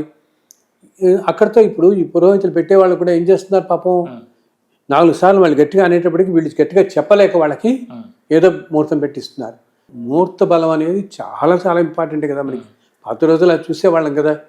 అది కరెక్ట్గా జరగకపోవటం వల్ల కూడా ఏమవుతుంది, నీకు ఆ కరెక్ట్గా మంచి ముహూర్తం అంటే గ్రహస్థితులు అన్నీ అనుకూలంగా ఉన్న సమయంలో వీళ్ళిద్దరికీ కనుక వివాహం జరగకుండా ముందు వెనకాల అవుతుంటే వాళ్ళ నడవడికి కానీ వాళ్ళిద్దరి మధ్య డిస్టర్బెన్సెస్ రావటం కానీ వాళ్ళకి సంతానం సరిగా కలగకపోవటం కానీ టైంకి ఇన్ని రకరకాల ప్రాబ్లమ్స్ వస్తాయి. మీరు మిగతా వాటిలన్నిటికీ ఎంతో పర్ఫెక్ట్ టైమ్స్ అని చూసుకున్నప్పుడు జీవితంలో ఎంత ఇంపార్టెంట్ కదా పెళ్ళి అనేది. సో పెళ్ళికి కూడా అంత ప్రాధాన్యత ఇచ్చి, బికాజ్ జీవన విధానం మన జీవితం ఎలా గడుస్తుందని మారిపోతుంది. మనకు వచ్చి భాగస్వామితోనే కదా మొత్తం మారిపోవటం వీళ్ళకి. ఎలా ఉంటుంది మన ఇద్దరం కలిసి ఎలా సాగిస్తాం ముందు జీవితం అంతా కూడా అనేది బట్టి. దానికి ప్రధానంగా ఏంటంటే కొంచెం ఫ్లెక్సిబిలిటీ పెట్టుకుని ఈ పారామీటర్స్ అని కాకుండా తగ్గించుకోవాలి. అతి మూర్ఖత్వాలకి అతి చాదస్వాలకి పోయి ఏమిటి మేము 4 నక్షత్రాలే చూస్తాం, 3 నక్షత్రాలు చూస్తాం, ఇలాగే ఉండాలి, మాకు ఇక్కడ వాళ్ళే కావాలి, ఇది దాటిపోం మేము, ఈ ఊళ్ళో ఉన్న వాళ్ళే కావాలి, ఇలా ఇక్కడిక్కడ వాళ్ళే కావాలని కానీ ఈ ఫలానా ఇవి సెక్ట్లు సబ్ సెక్ట్లు ఇంత దూరం వెళ్లకుండా మంచితనం, మంచి మనుషులు, మంచి కుటుంబం ఇవి బేసికల్గా చూసుకుని, అసలు పాతకాలంలో 50 ఏళ్ల క్రితం ఈ మ్యాచ్ మేకింగ్ అనేది లేదు, జాతకాలు చూసుకోవటం అనేది లేదు. ముహూర్తం వివాహానికి ముహూర్తం పెట్టేవాళ్ళు కానీ ఈ ఒకరికొకరు జాతక కంపారిజన్ అనేది జాతక పంతన అనే ఇదే లేదు. ఇది వచ్చి ఇప్పుడు అన్ని బట్టి ఇది విపరీత ధోరణి గడిపోయింది. ఇప్పుడు ఇంకోటి కూడా తల్లిదండ్రులు ఏం గ్రహించాలంటే, అయ్యో పిల్లలే వీళ్ళకి తొందరగా వివాహం చేసి మనం పంపించాలి, వాళ్ళ జీవితం కూడా ముందు బాగుండాలి. వీళ్ళల్లో కూడా కొన్ని చోట్ల, అందరినీ నేను అంటలేదు, కొంతమంది పర్వాలేదులే వస్తుంది బాగానే చేసుకుంటున్నారు, వాళ్ళు ఉద్యోగం చేసుకుంటున్నారుగా ఏం పర్వాలేదు అంటున్నారు. అలా కాకుండా రేపు పొద్దున ఇప్పుడు మనం ఈరోజు భార్యాభర్తలు బాగున్నాం, 60 ఏళ్ళు వచ్చి బాగున్నాం మనం, ఈ పిల్లలు కూడా తొందరగా వివాహం వీళ్ళకి ఒక మంచి భాగస్వామి వచ్చి డబ్బేళ్ళు వచ్చినప్పుడు వీళ్ళు బాగుండాలి కదా, పిల్ల పాపలతో సంతోషంగా ఉండాలి, అప్పుడేగా మనకి సంతోషం అని మనం వాళ్ళ తరఫున ఆలోచించి కొంచెం ఫ్లెక్సిబుల్ చేసుకుని, దాంతోపాటు ఇందా చెప్పినట్టుగా ముహూర్తానికి చాలా ప్రాధాన్యం ఇచ్చి తీరాలి. మన ఆచార వ్యవహారాలు కానీ, ఈ పద్ధతులు కానీ, ఈ యజ్ఞయాగాతలు, క్రతువులు, ముహూర్తాలు, ఈ రావుకాలం ఇటువంటివన్నీ ఊరికనే పెట్టలేదు కదమ్మా మన పెద్దవాళ్ళందరూ కూడా. ఫలానా టైంకి వర్జ్యం అని ఇవన్నీ ఋషులు మనకి ఎంతో తపస్సు చేసి మనకి అందించిన మహా విజ్ఞానం అదంతా. ఈ మాత్రం కూడా మనం ఫాలో కాలిపోతే ఇప్పుడు నిత్యం రోజు 4 గంటలు పూజ చేసి నిష్ఠగా ఉండలేకపోవచ్చు. వివాహ సమయంలో కానీ, ఉపనయన సమయంలో కానీ చేయాల్సినవి విధిగా చేయాలి. ఆ టైంకి ముహూర్తం చాలా చోట్ల నేను చూస్తున్నానమ్మా. ఈ రోజుల్లో వివాహ ముహూర్తం అనేది అసలు ఏంటి తెలుసా, 1-2 నిమిషాలు మారితే ఒక్కోసారి మారిపోతుంది. పూర్తి గ్రహస్థితులు గ్రహపరిస్థితులు మారిపోతాయి. ఒక్కొక్కసారి ఆ లగ్నమే మారిపోవచ్చు 10 నిమిషాలు అయ్యేటప్పటికి. వీళ్ళు ఏంటంటే హడావిడిలో ఫోటోగ్రాఫర్లు హడావిడి, ఆ దగ్గర బంధువులు హడావిడి, ఎవరో విఐపీలు వచ్చారని హడావిడి, ఈ హడావిడి చేసి అసలు ముహూర్తం అనేది పక్కకి జరిగిపోతుంది. సో ఆ ముహూర్తానికి కరెక్ట్గా ఆ దేవతా శక్తి వాళ్ళకి ప్రసరించట్లేదు, ఆ జంట మీద ప్రసరించట్లేదు. ఇది ఒక్కటి దయచేసి అందరికీ 2 చేతుల్లో నమస్కారం పెడుతున్నాను. చూస్తున్నాం వాళ్ళందరికీ, మీరే కుటుంబాలే కాదు, మీకు తెలిసిన కుటుంబాలకు కూడా చెప్పండి. మీ వేడుకలు ముచ్చట్లు అవన్నీ ముందు వెనకాల తర్వాత నెమ్మదిగా చేసుకోండి. ముహూర్తం మాత్రం ఆ కరెక్ట్గా ఆ టైంలోనే అది ఫాలో అయ్యేలా చేయండి. ఇక ఆ ముహూర్తానికి ఎంతో బలమైంది కాబట్టి మీ సిద్ధార్థ గారు అంత మంచి ముహూర్తం మీకు ఇచ్చారు. ఈ పిల్లలు ఇద్దరు బాగుండాలి, వాళ్ళకి సత్సంతానం కలగాలి, జీవితం శుభప్రదంగా గడగాలి, ఈమె సౌభాగ్యవతిగా 100 ఏళ్ళు ఉండాలి, ఈ పిల్లవాడు మంచి సంపాదనతో ఉండి సమాజానికి ఎంతో సేవ చేయాలి, ఎన్నో పెట్టుకుని ఇవన్నీ గ్రహాలు అనేవి, అన్ని గ్రహాలు వీటన్నిటిని మనకి ఇస్తాయన్నమాట. ముహూర్త బలం అనేది అంతటి బలమైంది. ఆ క్షణంలో ఇప్పుడు మనం ఒక శంకుస్థాపన పెట్టుకున్న, గృహప్రవేశానికి వీటన్ని ముహూర్తాలు పెట్టుకుంటున్నాం కదా మనం. ఎందుకంటే ఆ ఇంట్లోకి మనం వెళ్ళినప్పుడు శుభప్రదంగా జీవితంతో మనకు గడవాలని. అటువంటి ఇంటికి వచ్చిన వ్యాపారానికి, బారసాలకి ఇటువంటి పెట్టుకున్నప్పుడు పెళ్ళి అనేది ఎంత ముఖ్యమైనది. వివాహం అనేది, వివాహానికి ముహూర్తం చూడకుండా చూసి ఆ టైంలో కాసేపు అటు ఇటైనా పర్లేదు నీటి వెళ్ళి అటు వచ్చి హడావిడి చేసి అలా అస్సలు దయచేసి అన్యదా భావించకుండా చెప్పిన విషయాలు 4 ఇవి పాటించండి. ఎందుకంటే ముందు కాలంలో మీ పిల్లలే చక్కగా ఉండాలి, మనకంటే మన ఇప్పుడు మన ఆనందం అంతా ఏంటి, ఒక స్టేజ్ దాకా మన ఫిజికల్కి మన ఏంటి, మన సంతోషాలు, మన ఆనందాలు, మన ఊళ్ళు తిరగటం, ప్లేసులు చూడటం, మంచి ఫుడ్ తింటాం, ఇటువంటి తర్వాత కొంతమంది తర్వాత మన పిల్లలదే మనకంత. వాళ్ళు ఆనందంగా లేకపోతే మనం ఆనందంగా ఉండలేం కదా. వాళ్ళు సంతోషంగా ఉంటారు, మనం సంతోషంగా ఉంటాం, వాళ్ళ జీవితం చక్కగా ఉంటాయి. ఇప్పుడు మనకంటే ఎదురకుండా మన పిల్లలు సరిగా వాళ్ళ ఉద్యోగాలు సరిగా చేసుకోలేక, పెళ్ళిళ్ళు కాక, లేకపోతే సంతానం లేకుండా అలా ఉంటున్నారు అనుకోండి, అప్పుడు మనకి ఏం సంతోషం ఉంటుంది, మనకి వాళ్ళని చూస్తుంది. మనకి దానివల్ల ఏమవుతుంది, మన ఆరోగ్యం దెబ్బతింటుంది. అలాగ కొన్నాళ్ళు ఎప్పటికి మానసికంగా మనకు కుంగిపోతాం, మనం చూసి వాళ్ళు కుంగిపోతారు, ఇంకా డిలే అవుతుంది. దానివల్లనే ఇన్ని ప్రాబ్లమ్స్. ఇప్పుడు ముహూర్తానికి కరెక్ట్గా ఫాలో అవ్వకపోవటం వలన కూడా ఈ సంతానం లేకపోవటం, ఇటువంటివన్నీ ఈ రోజుల్లో బాగా జరుగుతున్నాయి, వింటున్నాం మనం ఎక్కువ. అంటే జాతకంలో ఏదో ఒక దోషం ఉంది, అది తొలగి మంచి జీవిత భాగస్వామి రావాలంటే వాళ్ళు ఏ దైవాన్ని పట్టుకోవాలో, ఏ వ్రతం చేయిస్తే బాగుంటుంది, మీ ద్వారా ఏదైనా సూచిస్తే? ఏదైనానమ్మా, ఏదైనా కూడా ఈ భగవంతుణ్ణి ఎవరెవరి కొంతమందికి ఏంటంటే వాళ్ళ కులదేవాలని ఉంటారు, కొంతమంది వాళ్ళు నమ్మి కొలిచే వాళ్ళు ఉంటారు. సో కులదేవతలను కానీ, వాళ్ళు నమ్మి కొలిచే దేవతలను కానీ ఎవరినైనా సరే మనస్ఫూర్తిగా ఆరాధించి గట్టిగా సంకల్పం చేసుకుంటే తప్పకుండా అన్నీ సక్రమంగా జరుగుతాయి. వాళ్ళకి పలానా ప్రత్యేకమైనది మన ఇదేం లేదు, ఏదైనా చేసుకోవచ్చు, నచనావతం చేసుకోవచ్చు, ఏదైనా చేసుకోవచ్చు, ఏ వ్రతమైనా ఏదైనా చేసుకోవచ్చు. మీరు ఇచ్చిన వ్రతకల్పాల్లో ఇప్పుడు నేను వాటిలో వెంకటేశ్వర వ్రతం ఉంది కదా, వెంకటేశ్వర వ్రతం చేసుకున్న వాళ్ళు ఎంతోమంది ప్రతి సీజన్లో మేము చూస్తుంటాం. ప్రతి ఈ పెళ్ళిళ్ళ టైంలో మాఘమాసంలో కానీ, శ్రావణ మాసంలో కానీ మమ్మల్ని ఎంతోమంది అడుగుతుంటారనమాట, మా అమ్మాయి పెళ్లి సెటిల్ అయిందండి, చదువుకున్నాం. అది కేవలం చదువుకున్నా చాలు, అతి తేలిక. కేవలం కథలు చదువుకుని నమస్కారం పెట్టినా కూడా. మొన్న 4 రోజుల క్రితమే కూడా పిల్లాడు వచ్చాడు మా ఇంటికి, వాళ్ళ అమ్మగారు 7-8 నెలల క్రితం నా దగ్గరికి వచ్చారు. అప్పుడు అన్నా ఇంకా 8 వచ్చేటప్పుడు ఆగస్టులో పెళ్ళి అయిపోతుందండి అని, కరెక్ట్గా రేపు ఆగస్టు ఈ నెలలోనే పెళ్ళి ఆ పిల్లవాడిది అనమాట. 38 ఏళ్ళు ఎంతో ఆ పిల్లవాడికి. ఆయన వ్రతం చేసుకున్నారు. జస్ట్ 21 రోజులు వ్రతం చదివారు. అంటే కేవలం కథలు మాత్రం అనమాట, పెద్దగా కూడా కథలు చదివి స్వామివారికి ఒక నమస్కారం పెట్టి ఇంత పందారా ఓ రోజు వీలు ఉన్నప్పుడు ఏదైనా ఇంత పర్వాలని నైవేద్యం పెట్టుకున్నారు. చక్కగా సెటిల్ అయింది. సో వెంకటేశ్వర వ్రతం చదవండి. నమ్మకం, గట్టి నమ్మకం, దేనికైనా నమ్మకం కావాలి, పెట్టుకుని చదవండి.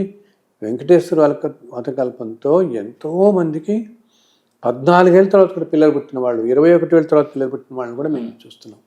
ఎంతోమందికి అద్భుతమైన ఫలితం చూపిస్తుంది అనమాట. తేలిక, అండ్ దాంట్లో మీకు ఏమి నియమనిస్టులు ఇటువంటివి ఏమి పెద్ద కులం గోత్రం దేనితోనూ సంబంధం లేదు. వీలుంటే కొంతమంది వాళ్ళంతా వాళ్ళు అనుకుంటున్నారు మేము 7 శనివారాలు చేసుకుంటాం, లేకపోతే 9 శనివారాలు 11 శనివారాలు అట్లా ఏదో అనుకుంటున్నారు. వాళ్ళు ఎవరి వీలుని బట్టి వాళ్ళు చేసుకోవచ్చు. అసలు చదువుకోవటం ఇంపార్టెంట్ అనమాట, ప్రధానం. ఇలా 21 రోజులు, రోజు మధ్యలో ఏదన్నా ఆటంకం వచ్చినప్పుడు పర్వాలేదు, ఓ రోజు కుదరపోయినా ఆ తర్వాత రోజు మళ్ళీ కంటిన్యూ చేసుకుని 21 రోజులు ఈ వెంకటేశ్వర వ్రతం పట్టుకుని కథలు చదివి ఓపిక ఉన్న రోజుల్లో ఆ 3 అష్టోత్తరాలు ఉంటాయన్నమాట. ఆ అష్టోత్తరాలు చదువుకుని లక్ష్మీ పద్మావతి వెంకటేశ్వర అష్టోత్తరాలు చదువుకుని 5 కథలు చదివి ఆ స్వామికి నమస్కరిస్తే తప్పకుండా ఆశీర్వదిస్తాడు. మీకు తప్పకుండా మీ పిల్లవాడికి కానీ మీ అమ్మాయికి కానీ మంచి పిల్లలతో చక్కగా వివాహం అవుతుంది తొందరగా.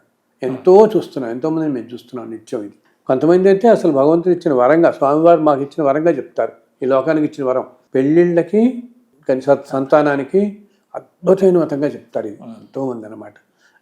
అలాగే పెళ్ళిళ్ళలో పంచుకుంటున్న వాళ్ళని చూస్తాను నేను. ఎందుకని ఈ ఆగస్టు మేము శ్రావణ మాసం వచ్చిందంటే ఈ 2 నెలల్లో 20-30 వేలు ప్రింట్ చేసి ఇస్తాం. ఇక పెళ్ళిలో పంచుకుంటాం అండి, మాకు 500 కావాలి 1000 కావాలి అంటుంటారు. ఏమన్నా ఇస్తున్నాం, ఎంతోమంది చూపిస్తుంది. ఇది మంచిది. ఇది అవునండి. ఎప్పుడైనా స్వామివారి దర్శనానికి వెళ్ళినప్పుడు అక్కడ వారి కళ్యాణ ఘట్టాన్ని మీరు ఎప్పుడైనా దర్శించారు? తిరుమల వెళ్ళినప్పుడు ఎన్నెన్నో అనుభూతులు కలుగుతాయి. ప్రతిసారి ఎన్నో అనుభూతులు ఇస్తుంటాడు ఆ స్వామివారు. అలా ఒకసారి చూసాను, చాలా సంవత్సరాల క్రితమే పద్మావతి శ్రీనివాసుల కళ్యాణ ఘట్టం మొత్తం ఆయన ఇలా దర్శింపజేస్తే నేను ఒక పుస్తకమే రాశాను, పద్మావతి పరిణయం అని. వాళ్ళ వివాహం అంతా కూడా ఎలా జరిగింది, ఆ రోజు దేవతలందరూ ఎలా వచ్చారు, అందరూ అలా కంటికి కనపడుతుంటే కూర్చుంది ఆ పుస్తకం. చాలామంది అది కూడా చూస్తారు, పారాయణంలో చేస్తారు పద్మావతి పరిణయం. అది 1 గంట పడుతుంది చదవడానికి, అంతే అనమాట. ఆ పుస్తకం చదివిన పిల్లలు వాళ్ళకి కూడా చాలామందికి అవుతున్నాయి, పెళ్ళిళ్ళు అవుతున్నాయి అనమాట. మంచిది. అది కూడా అంతా చూశాను. అసలు స్వామివారు ఇప్పటికీ కూడా తిరుమలలో భక్తుల మధ్య తిరుగుతూ ఉంటారు. నేను ఆ మధ్య మేము ఎవరితోనో కొంతమంది మా బాగా సన్నిహితులతో పాటు వెళ్ళినప్పుడు చెప్పాను, ఈరోజు సాయంత్రం మనకి స్వామివారి మాడవీధిలో కనిపిస్తారు చూడండి. ఎలా కనపడతారు అన్నారు. నేను చెప్పాను, ఫలానా ఇలా ఉంటారు, ఈ రూపంలో వస్తారు, ఒక్కసారి గమనించింది, బట్ మీరేమి డిస్టర్బ్ చేయకుండా దూరం నుంచి నమస్కారం పెట్టుకోండి అని. అలాగే సాయంత్రం మేము పరాస్వామి దర్శనం చేసుకుని ఆ మాడవీధిలో అక్కడ కూర్చుంటే చెప్పాను వాళ్ళకి, నేను ఎందుకునైనా ఆయనే స్వామి. చక్కగా ఇలా ఒక్క క్షణంలో వచ్చి మాయమైపోయారు. ఇంతలో వీళ్ళల్లో మిగతా వాళ్ళు చూడలేదనమాట. అయ్యో మేము చూడలేదు నేనంటే ఒకళ్ళకే చెప్పాను, మిగతా ఎవరు చెప్పలేదు. ఇంతలో వీళ్ళకి చాలా ఉత్సాహంగా అనిపించి అయ్యో మిగతా వాళ్ళు చూడలేదే అనుకున్నారు. లేదు మళ్ళీ కనిపిస్తారు చూడండి, మళ్ళీ వస్తారు ఆయన మంచిగా అటు వస్తారంటే అక్కడ ఎదురుకుండా హయగ్రీవ స్వామి దేవాలయం ఉంటుంది ఆ పుష్కరిణి దగ్గర పైన మెట్ల మీద. సో కాసేపు అయిన తర్వాత ఆ హయగ్రీవ స్వామి ఆలయంలోంచి చక్కగా 2 దేవతలతో కలిసి వచ్చాడు ఆయన. 2 ఆడవాళ్ళు ఇటు అటు ఒక మహారాష్ట్ర భక్తుల్లాగా ధరించి చీరాది అలా కట్టుకుని ఇలా వచ్చి అలా చిరునవ్వుతో అలా వెళ్ళిపోయారు అంతే. ఇప్పటికీ ఆయన అక్కడ అనేక రూపాల్లో తిరుగుతూ ఉంటారు. అందుకని నేను అందరికీ చెప్తాను, తిరుమలలో పొరపాటున మీకు లోపల వెళ్ళినప్పుడు దర్శనం మీకు బాగా జరగలేదు, గబుక్కుని మాకు కనపడలేదు అనుకున్నాం, అలా అనుకోకర్లేదు. పైన ఎక్కడో మీ దర్శనం ఇచ్చే ఉంటాడు ఆయన.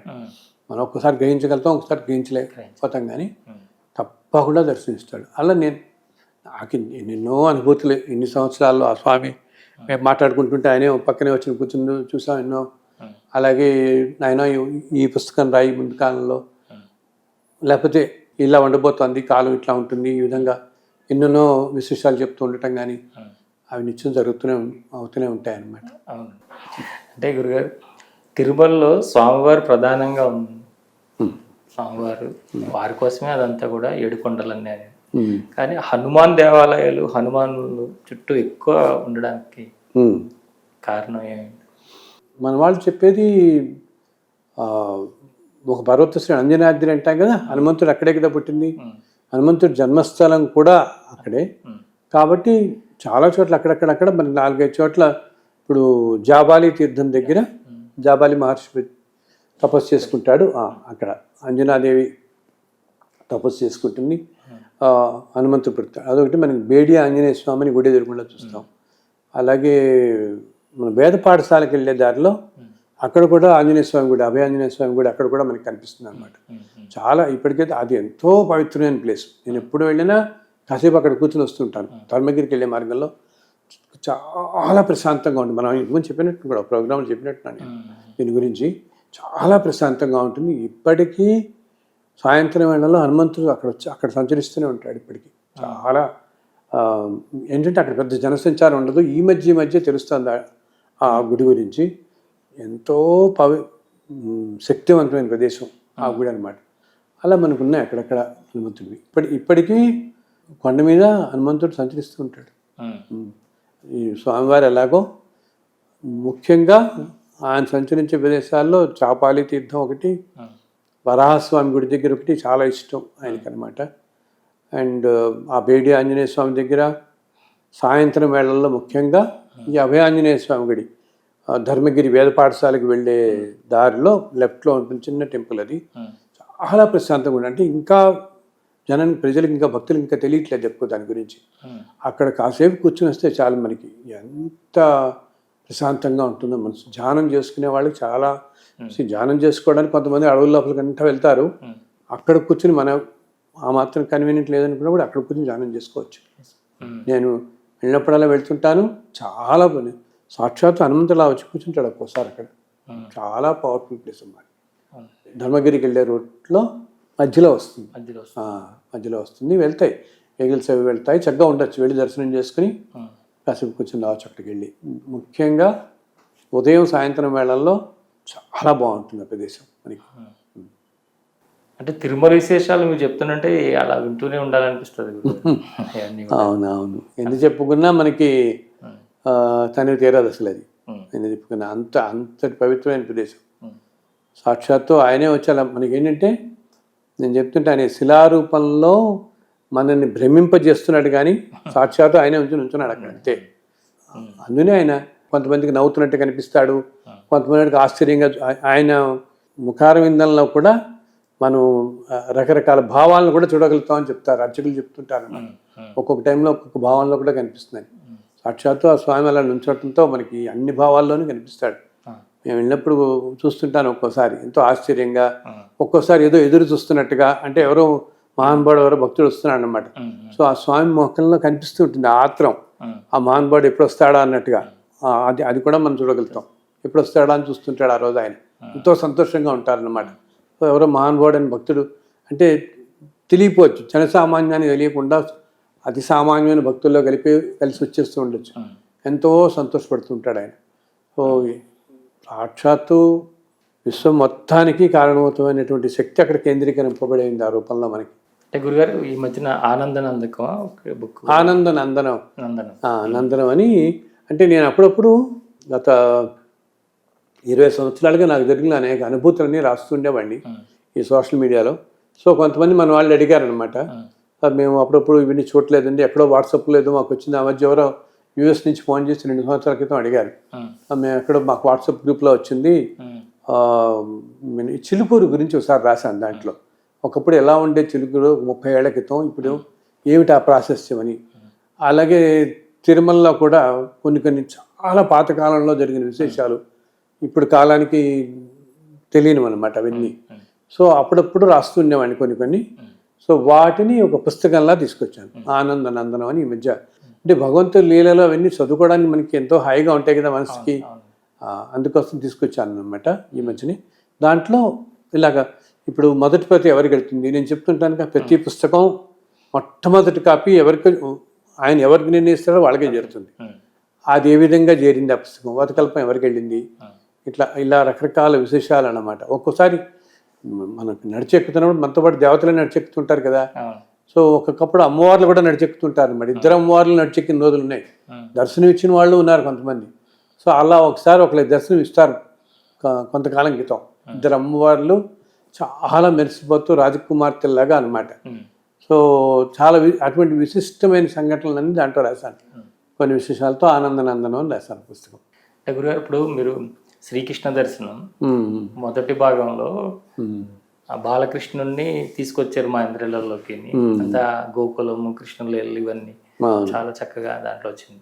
కానీ కృష్ణ దర్శనం పార్ట్ 2 వచ్చేటప్పటికల్లా మాకు కృష్ణుడి కంటే మీకు ఎందుకు రాధ మీద ప్రేమ ఎక్కువైపోయింది. అలా అందులో రాధాదేవి తత్వాన్ని అంతా కూడా దాంట్లో మాకు ఎక్కువ అందించారు గురుగారు.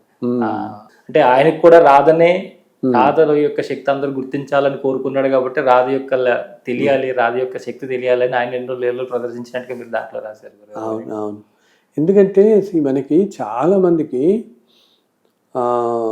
మనకి నార్త్ ఇండియాలో అంటే ఉత్తర భారతదేశంలో రాధాకృష్ణుల గురించి ఉన్నంత మనకి ఇక్కడ తెలియదు. దక్షిణ భారతదేశంలో అంత తెలియదు.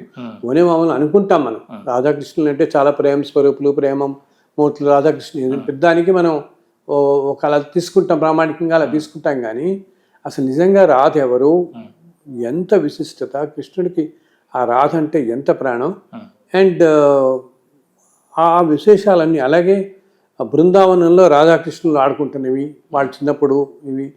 అండ్ తర్వాత అసలు చాలామందికి తెలియదు ఏంటంటే బృందావనం నుంచి కృష్ణుడు మధురకు వెళ్ళిన తర్వాత ఇంకా మళ్ళీ తిరిగి బృందావనానికి రాడు. ఎందుకంటే కృష్ణుడు కూడా జీవితం మొత్తంలో రకరకాల ఇదిగా ఉంటుంది. మొట్టమొదటిలో అంతా ప్రేమతత్వం, గోకులం బృందావనంలో మొత్తం ప్రేమతత్వాన్ని ప్రపంచాన్ని చాటి చెప్తాడు. గోపికలతో రాసలీల ఇవన్నీ మనకు తెలిసిన ఘట్టాలు కదా. అలాగే ఈ రాధాదేవి ఇవన్నీ కూడా. ఆ తర్వాత ఇంకా రాజనీతి, ఇంక వచ్చిన తర్వాత అంతా రాజనీతి మీద అంతా ధర్మ సంస్థాపన ఇవన్నీ కూడా అనమాట. సో ఇక్కడున్నప్పుడు ఆ రాధాదేవి అంటే అసలు ఎంత శక్తి స్వరూపిణి, కృష్ణుల్లో ఉండే ప్రేమతత్వం మొత్తం ఆ రాధే అసలు మనకనమాట. అంతేకాదు కృష్ణుడు తర్వాత కూడా అనేక సంఘటనల్లో కృష్ణుడికి ఎంతో శక్తినిచ్చింది కూడా ఈ రాధాదేవి. రాధాదేవి కూడా మహాలక్ష్మి స్వరూపమే, గోలోకంలో ఉంటుంది. మనకేంటంటే తెలుగులో రాధాకృష్ణుల గురించి ఇంతగా విశేషంగా వచ్చిన పుస్తకాలు చాలా తక్కువ. ఎప్పుడో పాతకాలంలో వచ్చాయి, అవి మళ్ళీ ముద్రణకి నోచుకోలేదు అన్నమాట. మహాకవులు కొంతమంది రాశారు రాధాకృష్ణుల గురించి చాలా కాలం. ఈ మధ్యకాలంలో చాలా తక్కువ వీళ్ళిద్దరి గురించి వచ్చినవి. రాసినా కూడా ఇంత ప్రాచుర్యం రాలేదు. అసలు ఇప్పటికీ కూడా ఏంటి, రాధాదేవి అంటే ఒక ఫిక్షనల్ క్యారెక్టర్, నిజంగా లేదనుకుంటారు. రాధ నిజంగా లేదు, కథ కోసం సృష్టించినట్టే అనుకుంటారు. కానీ ఉంది రాధాదేవి, ఎలా పుట్టింది, ఆ జన్మవృత్తాంతం ఏమిటి, అండ్ రాధాకృష్ణులు ఎందుకు 100 సంవత్సరాల పాటు విడిగా ఉంటారు.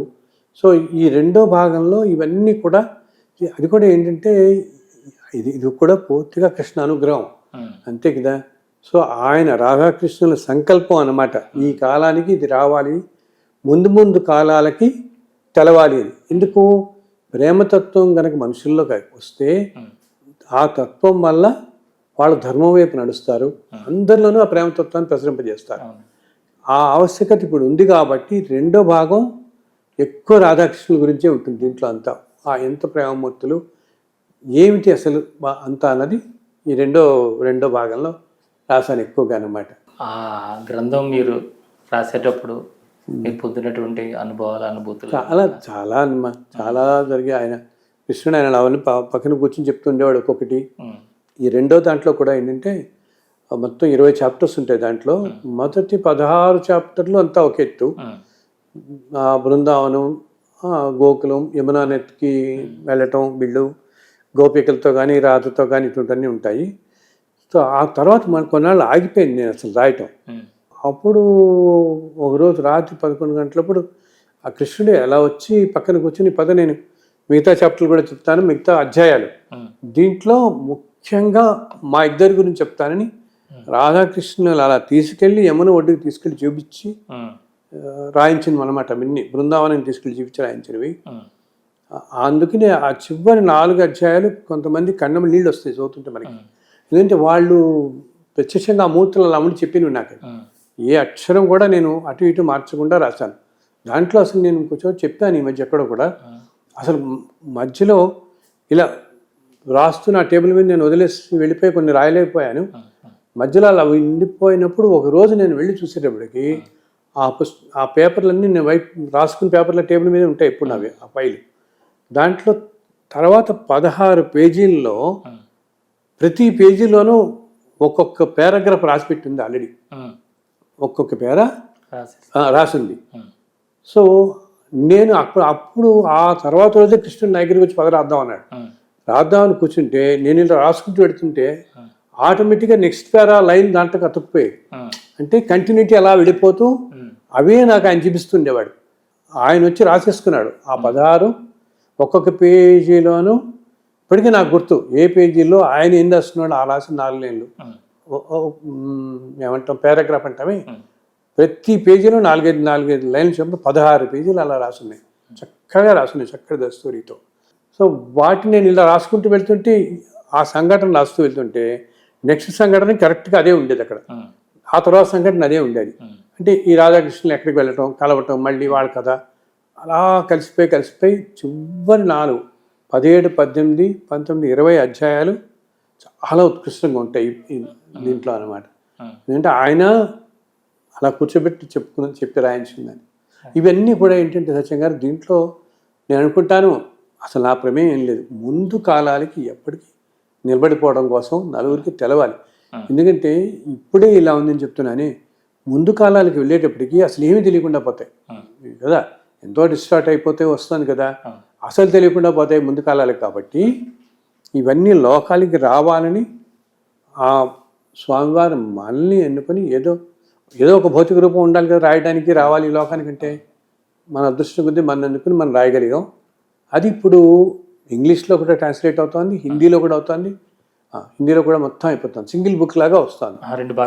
రెండు భాగాలు కలిపేసి తెలుగులో 2వ భాగం లాగా రాశాను, కానీ ఇంగ్లీష్లో మాత్రం ఒకటే భాగంగా వస్తుంది, హిందీలో ఒకటే భాగంగా వస్తుంది. 2-3 నెలల్లో వస్తాయి, వాటిలో కూడా వస్తాయి అన్నమాట. ఎందుకంటే నార్త్ ఇండియాలో చాలా ప్రాణం బృందావనంలో వాళ్ళకి. అసలు ఎందుకంటే కృష్ణుడు తిరిగిన ప్రదేశం కదా, వాళ్ళందరికీ రాధే రాధే అంటుంటారు వాళ్ళందరూ. ఎంతో ప్రాణం అనమాట. మొదటి దాంట్లో అంతా అలా ఉంటే చిన్నప్పుడు బాలకృష్ణుడు విని దీంట్లో కూడా ఉన్నాయి బాలకృష్ణుడు కొన్ని లీలలున్నా, ఎక్కువ రాధాకృష్ణులంతా కూడా ఈ 2వ దాంట్లో. ముఖ్యంగా చెప్పానే ఈ కాలంలో మనుషులకు లోపించిందే ప్రేమ అనురాగం. ఇవి లేకే కదా ఈ లోకంలో అందరి మధ్య, ఇవి లేక దీనివల్లనే ఇన్ని కష్టాలు, ఇన్ని అనుమానాలు, ఇన్ని ప్రాబ్లమ్స్ మనుషులు కష్టం వస్తుంది అన్నీ. అంటే ఈ ఆందోళన, మనశ్శాంతి లేకపోవటం. సో ఆ ప్రేమతత్వాన్ని తెలియజెప్పాల్సిన కాలం వచ్చింది కాబట్టి ఆయన ఆ పుస్తకం మనకు అనుగ్రహించాడు. లేకపోతే ఇన్ని సంవత్సరాలు ఇన్ని దేవతల మీద రాసిన వాడిని నేను ఎప్పుడు కృష్ణుడి మీద రాయలేదు కదా. జస్ట్ ఈ సంవత్సరం ఇలా రాయటం ఇది అందుకని. బహుశా మనం వచ్చి అనుకుంటారు వ్యాసులు వారు 18 పురాణాలు రాసిన తర్వాత మనసు బాలేక పోతే నారదుడు చెప్తాడు, భాగవతం రాస్తాడు ఆయన, కృష్ణలీలలు అన్నీ రాస్తే మనసు హాయిగా ఉంటుందని. సో ఏమో బహుశా కాలం ఇలా ఉంది కాబట్టి ఆ స్వామి అలా అనుగ్రహించాడేమో. ఆ వ్యాసుల వారు అనుగ్రహించడంతో భాగవతంలో మనకి తెలియని లీలలన్నీ ఆ కృష్ణ ఇలా కూర్చొని చెప్తుంటే రాశాను నేను. తీసుకెళ్ళి ఇప్పుడున్న బృందావనం వేరు, ఆనాటి బృందావనం వేరు. ఇప్పుడు మనం గోవర్ధనగిరి అంటే వాళ్ళు చిన్న చూపిస్తారు, అసలు గోవర్ధనగిరి పర్వతం ఉండేది, ఎంతో పెద్ద పర్వతం అనమాట. అలాగే అప్పుడు బృందావనం అనేది అద్భుతంగా జింకలు, అసలు అది వర్ణించలేము, ఆ ప్రకృతి అంత గొప్పగా ఉండేది అనమాట. వాటిల్లోకి నన్ను ఆయన తీసుకెళ్ళి కూర్చుంటే ఆయనతో పాటు కృష్ణుడితో కూర్చుని చక్కగా అవన్నీ చెప్తూ నేను రాసింది అనమాట. మన జానకి గారు ఉండేవారు కదా సింగర్, దురదృష్టం మన వెళ్ళిపోయారే, ఆవిడ మొదటి పాట చదివారు. మొదటి పాట చదివి 2వది ఎప్పుడు వస్తుందైనా అని అడిగారు. అని మొదటి పాట ఎంత సంతోషపడ్డారంటే అసలు ఆవిడ, ఆయన ఎంత ఎవరైనా సినిమాలా తీస్తే బాగుండు, ఎంత అదృష్టం నీ కృష్ణుడు కనపడ్డాడు, అసలు చదువుతుంటే నేను కూడా బృందావనంలో ఉన్నట్టుంది అని అన్నారు. అయ్యో ఒక్కోసారి అనిపిస్తుంది, అయ్యో పాపం 2వది చదివితే ఇంకా ఎంత సంతోషపడేవాడు. ఆవిడ కృష్ణుడు అంటే చాలా ప్రాణం అనమాట, ఇంకా ఎంత సంతోషపడేవారు ఆవిడ. అంతేకాకుండా ఆవిడ పాపం ఎప్పుడో చిన్నప్పుడు 30-40 ఏళ్ల క్రితం రాసుకున్న ఆవిడ పాడిన కొన్ని ప్రైవేట్ సాంగ్స్ కూడా నాకు పంపించారు ఆవిడ. విడిగా సినిమాల్లో రానివి, లలిత గీతాలు, కృష్ణుడు అన్నీ కూడా పంపించారు ఆవిడ. భగవంతుడి ఉద్దేశం ఏంటంటే ఈ ప్రేమతత్వం అందరిలోనూ రావాలి. అప్పుడు మనుషులందరిలో కూడా ప్రేమతత్వం కనుక పెంపొందితే ఇన్ని అన్యాయాలు, అక్రమాలు, ఈ అశాంతి, ఈ ఆందోళన ఇవన్నీ ఉండకుండా ఉంటుంది. మనుషులు కాస్త ఒకళ్ళ మీద ఒకళ్ళకి అనురాగాలు, ఎఫెక్షన్స్ పెంపొందాలి కదా అందరి మీద. అందుకని కృష్ణుడు కూడా చూడు అన్ని జీవుల్ని సమంగా చూసేవాడు. ఆవు దూడలు అన్నీ ఎంత చక్కగా ఉండేది ఆ బృందావనం గోకులం అంతా కూడా. వాటి కోసం ఈ కాలానికి ఇది రావాలని ఇది ఆయన చెప్పిన మాటే. ఇది ముందు కాలాల్లో ఎన్నో భాషల్లో ప్రపంచ భాషల్లో గెలిచిపోయి ఇది అలా నిలిచిపోతుంది శాశ్వతంగా అని చెప్తాడు కృష్ణయ్య. మనకి అంతకంటే కృష్ణయ్య అంటే ఆయనే కదా, ఆయనకి అన్నిటికంటే ఇష్టమైన పేరే గోవిందుడు ముందర ముఖ్యంగా. సో ఆయన అనుగ్రహంతో రాసింది చక్కగా మీరు అందరూ చదవండి. ఎంతో హాయిగా ఉంటుంది మనస్సుకి, మీకు ఎంతో ఆనందాన్ని ఇస్తుంది, ప్రశాంతతని ఇస్తుంది అందరికీ కూడా చదివిన వాళ్ళకి. ఈ శ్రీకృష్ణ దర్శనం రాసేటప్పుడు కానీ రాసిన తర్వాత కానీ మధ్యలో కానీ ఇప్పుడు మీరు బృందావనం కానీ వెళ్ళి రావడం జరిగిందండి? నేను ఇప్పుడు వెళ్ళలేదు, ఫిజికల్గా వెళ్ళలేదు. వెళ్ళటం అంటే ఇలా భౌతికంగా వెళ్ళలేదు. నేను ఆయనతో కూర్చుని వెళ్ళాను చాలాసార్లు. ఇప్పుడు బృందావనం కాదు నేను వెళ్ళింది, ఆ కాలం బృందావనం, అప్పటి బృందావనం అంటే ద్వాపర యుగంలో ఉన్నది బృందావనం. ఇప్పుడు దానికైతే వెళ్ళలేదు, వెళ్ళలేదు అనుకుంటున్నాం. ఇంగ్లీష్ పుస్తకం అయిన తర్వాత వెళ్దామని ఉంది. వెంకటేశ్వర స్వామి వ్రతకల్పం పుస్తకం గ్రంథం ఏదైతే ఉందో అండి, అది కొన్ని కోట్ల మందికి అలాగే వెళ్ళిపోయింది. అలాగే అనేక గ్రంథాలు వెళ్తున్నాయి. కానీ ఈ మధ్య కాలంలో మీ దగ్గర నుంచి ఎక్కువగా తీసుకుంటున్న గ్రంథం ఏమున్నది? ఇది కృష్ణ దర్శనమే. చాలా మంది అసలు మొదటి భాగం సత్యం గారు ఫస్ట్ నేను ఒక 3000 ప్రింట్ చేశాను. నెమ్మదిగా అడుగుతారులే అని. ఎంత ఆశ్చర్యం అంటే ఆ 20 రోజుల్లో అయిపోయినా మేము అడిగిన వాళ్ళందరినీ ఆపమనాల్సి వచ్చింది. మళ్ళీ వెంటనే 5000 ప్రింట్ చేసాం. అవి అయిపోవడంతో ఆ తర్వాత మళ్ళీ 10,000 ప్రింట్ చేసి, జస్ట్ సంవత్సరం కూడా అవ్వలేదు నేను మొదటి భాగం రాసి, మళ్ళీ 10,000 ప్రింట్ చేసాం. అందరూ ఇదే అనమాట, మాకు 40 కావాలి, 20 కావాలి, మా స్నేహితులకి ఇస్తాం. ఎందుకంటే కృష్ణ భక్తులకి అంతగా ఆకట్టుకుంది మొదటి భాగం. సో ఇప్పుడు రెండో భాగం కూడా ఈ 4 రోజుల నుంచి చదివిన వాళ్ళందరూ నాకు మెసేజ్లు పెడుతున్నారు అనమాట. అసలు కొంతమందికి ఆ రెండో భాగం కానీ చదువుతుంటే ఇంట్లో ఆ ఫ్లూట్ వాయిస్ వినిపించడం కానీ, వేణునాదం వినిపిస్తుంది కొంతమందికి, కృష్ణుని పరిగెడుతున్న గజ్జల శబ్దం వినపడుతుంది. ఎన్నెన్నో అనుభూతులు వాళ్ళ ఉండే భక్తి స్థాయిని బట్టి వాళ్ళు ఎంత తన్మయత్వం చెందుతున్నారు బట్టి రకరకాలుగా అనుభవాలు వాళ్ళు జరుగుతున్నాయి. ఈ పుస్తకం చాలామంది అడుగుతున్నారు. ఎంతోమందిని ఆ పుస్తకం తర్వాత అంతగా ఆకర్షించిన పుస్తకం ఇది. మధ్యలో అమృత దర్శనం ఒకటి, అదేంటంటే అది మొత్తం అసలు ఈ జన్మజన్మల బంధాల గురించి రాసింది. భగవంతుడికి సంబంధించిన రాసిన వాటిల్లో కృష్ణ దర్శనం చాలా మందికి అవుతుంది. అందుకనే దాని వెంటనే ఇంగ్లీష్ హిందీలో కూడా నేను చేస్తున్నాను. చాలా మందికి ఎంతో మనస్సుకి ఎంతో హాయి ఇస్తుంది అనమాట. చక్కగా అప్పుడే ఒకసారి చదివిన వాళ్ళు రెండో రోజు మళ్ళీ వెంటనే రెండో రోజు మళ్ళీ మొత్తం చదివేశారు. ఈ 4 రోజులే ఏంటి అప్పుడు రెండోది వచ్చి మనకి. అందులో చెప్పాను కదా, ఆ చివరి చాప్టర్లు అయితే ఆయనే కూర్చొని అలా రాసుకున్నాడు అన్ని దాంట్లో. వాటితో మనసుకి ఎంతో ఆ అక్షరాల్లోనే మనకి ఆ ప్రేమతత్వం అలా వస్తుంది మనకి ఉంటుంటే. తిరుమలలో సప్తగిరుల గురించి తెలియజేస్తూ మీరు గ్రంథం ఇచ్చారు కదా గురుగారు, తిరుమల సంబంధించి కూడా మొత్తం అంతా కూడా వెంకటాద్రి వైభవం అని ఒక్కొక్క కొండ గురించి మనం ఎక్కుతుంటే విశిష్టత అనమాట. ఒక్కొక్క కొండ ఏమిటి ఎక్కడంలో వాటి గురించి విశిష్టతను వివరిస్తూ వెంకటాద్రి వైభవం అంటారు.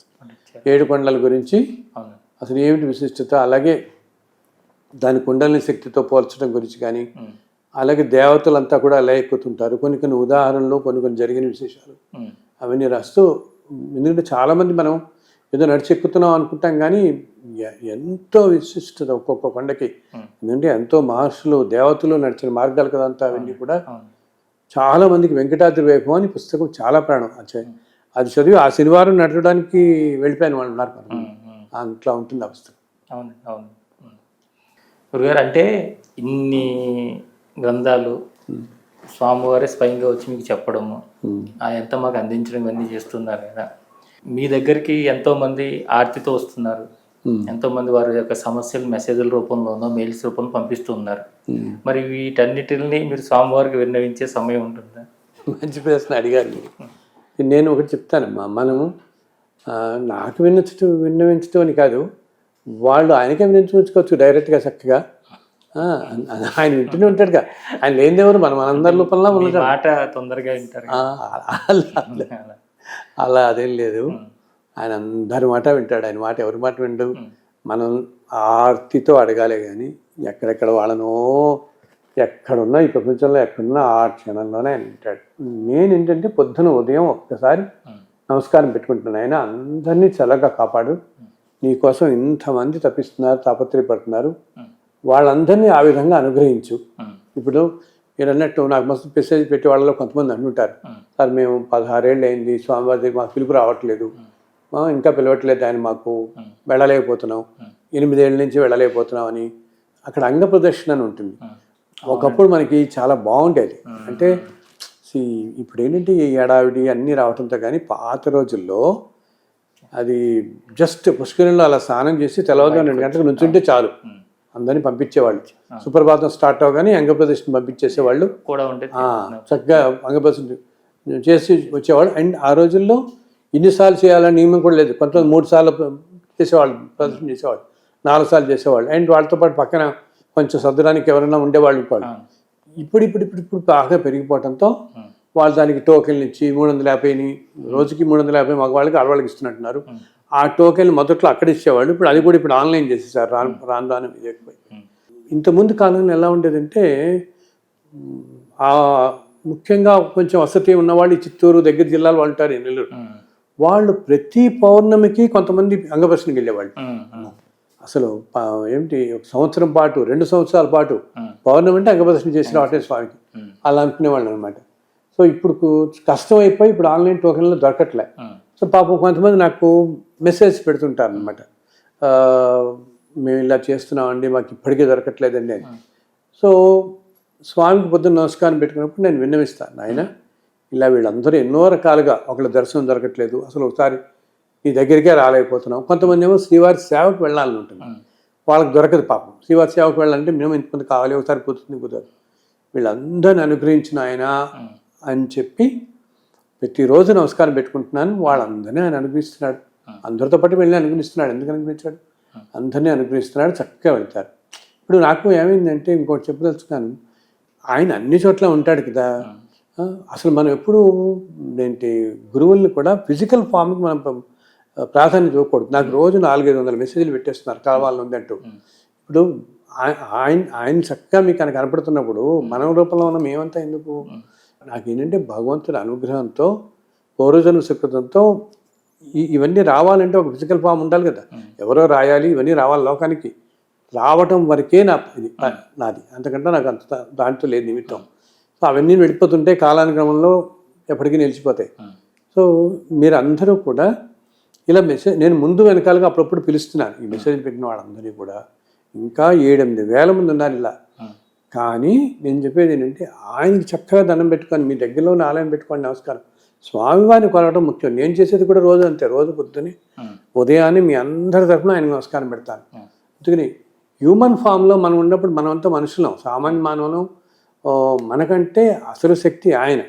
ఆ శక్తిని పట్టుకుంటే ఇంకేం అక్కర్లేదు. మహాశక్తిని పట్టుకుంటే ఆయన అన్నీ వింటాడు. ఇప్పుడు ఇలా ఉంటాడు కానీ మన మాటలన్నీ వింటా, మనం అన్నీ వింటాడు నిత్యం. వీళ్ళందరినీ నేను చూస్తాను కూడా, ఇలా అడిగిన వాళ్ళందరినీ ఎన్ని విధాలుగా ఆయన తీరుస్తున్నాడో నిత్యం. వాళ్ళందరికీ ఎన్నో కోరికలు తీరుస్తుంటాడు. నేను ప్రతిరోజు అందరి తరఫున దండం పెట్టుకుంటా స్వామివారికి.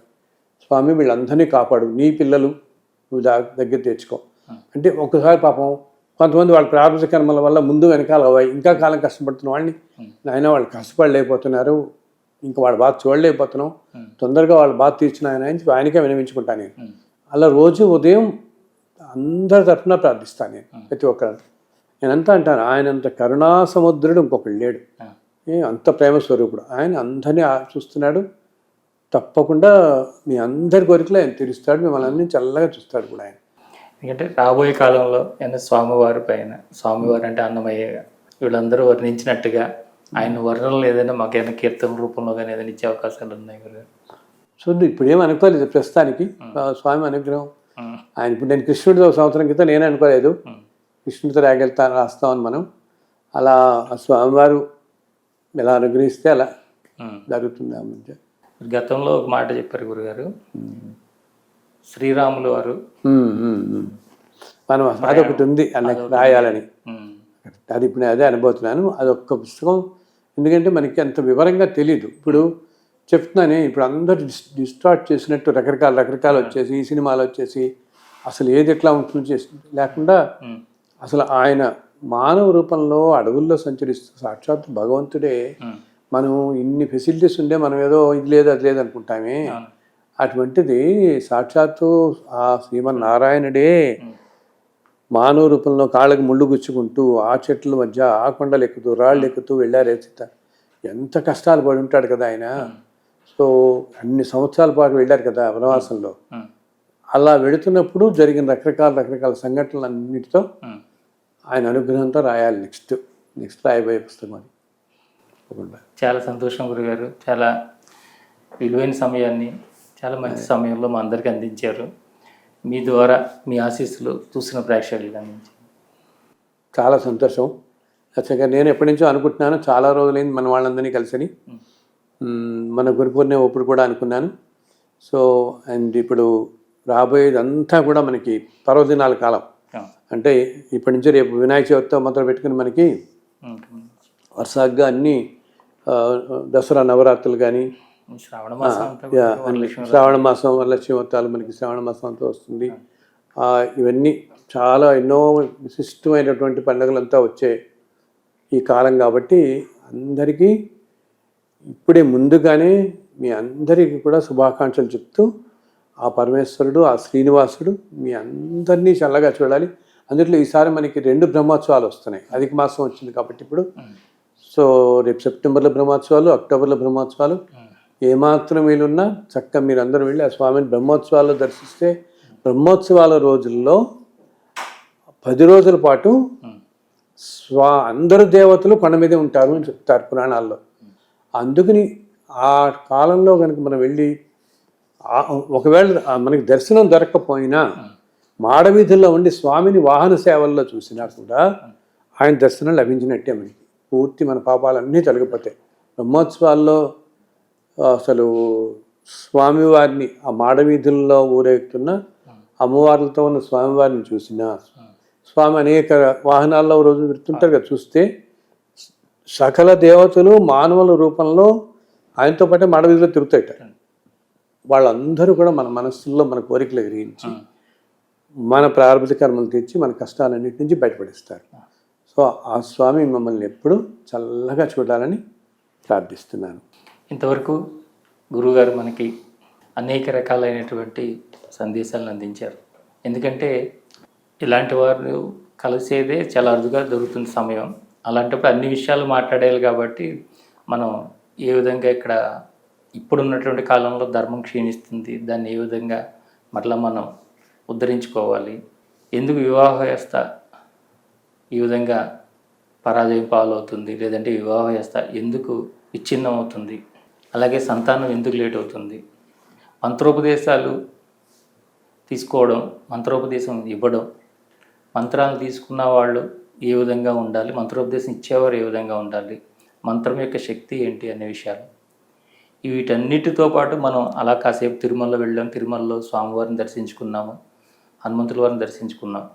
అదేవిధంగా శ్రీకృష్ణుల వారితో కలిసి రాధాదేవితో కలిసి మనల్ని గురువుగారు బృందావనానికి తీసుకెళ్లారు. దానికి తార్కాణంగా వచ్చినటువంటి శ్రీకృష్ణ దర్శనం పార్ట్ 1, ఇప్పుడు పార్ట్ 2 కూడా అందుబాటులో ఉన్నాయి. ఆ గ్రంథాలు చదువుతుంటుంటే ఒక్కసారి చదివినా, 2 సార్లు చదివినా, 3 సార్లు 100 సార్లు రోజు చదువుతున్నా కూడా మనం కూడా బృందావనంలో విహరిస్తున్నట్టు ఉంటుంది. అక్షరాలే మంత్రాలుగా గురువుగారు దాన్ని పొందుపరిచారు. మీరందరి ఇంట్లోని పూజా మందిరాల్లో ఉండవలసినటువంటి గ్రంథాలే గురువుగారు మనందరికీ కూడా అందించారు. వీటన్నిటినీ మనం చదువుతుంటే గురువుగారు మనతో పాటు ఉన్నట్టే, వారి యొక్క సందేశాలు మనకు అందుతున్నట్టు, వారి యొక్క ఆశీస్సులు మనకు అందుతున్నట్టే, వారే ప్రత్యక్షంగా మనతో మాట్లాడలేదు అనే భావన మనకు లేకుండా ఉంటుంది గురువుగారు రచించినటువంటి గ్రంథాలు మనతో పాటు ఉంటాయి. కాబట్టి మీరు అందరూ కూడా ఈ గ్రంథ రూపంలో గురువుగారిని దర్శించండి.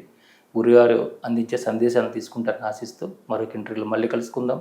అంతవరకు చూస్తూనండి శ్రీ సన్నిధి టీవీ. నమస్కారం.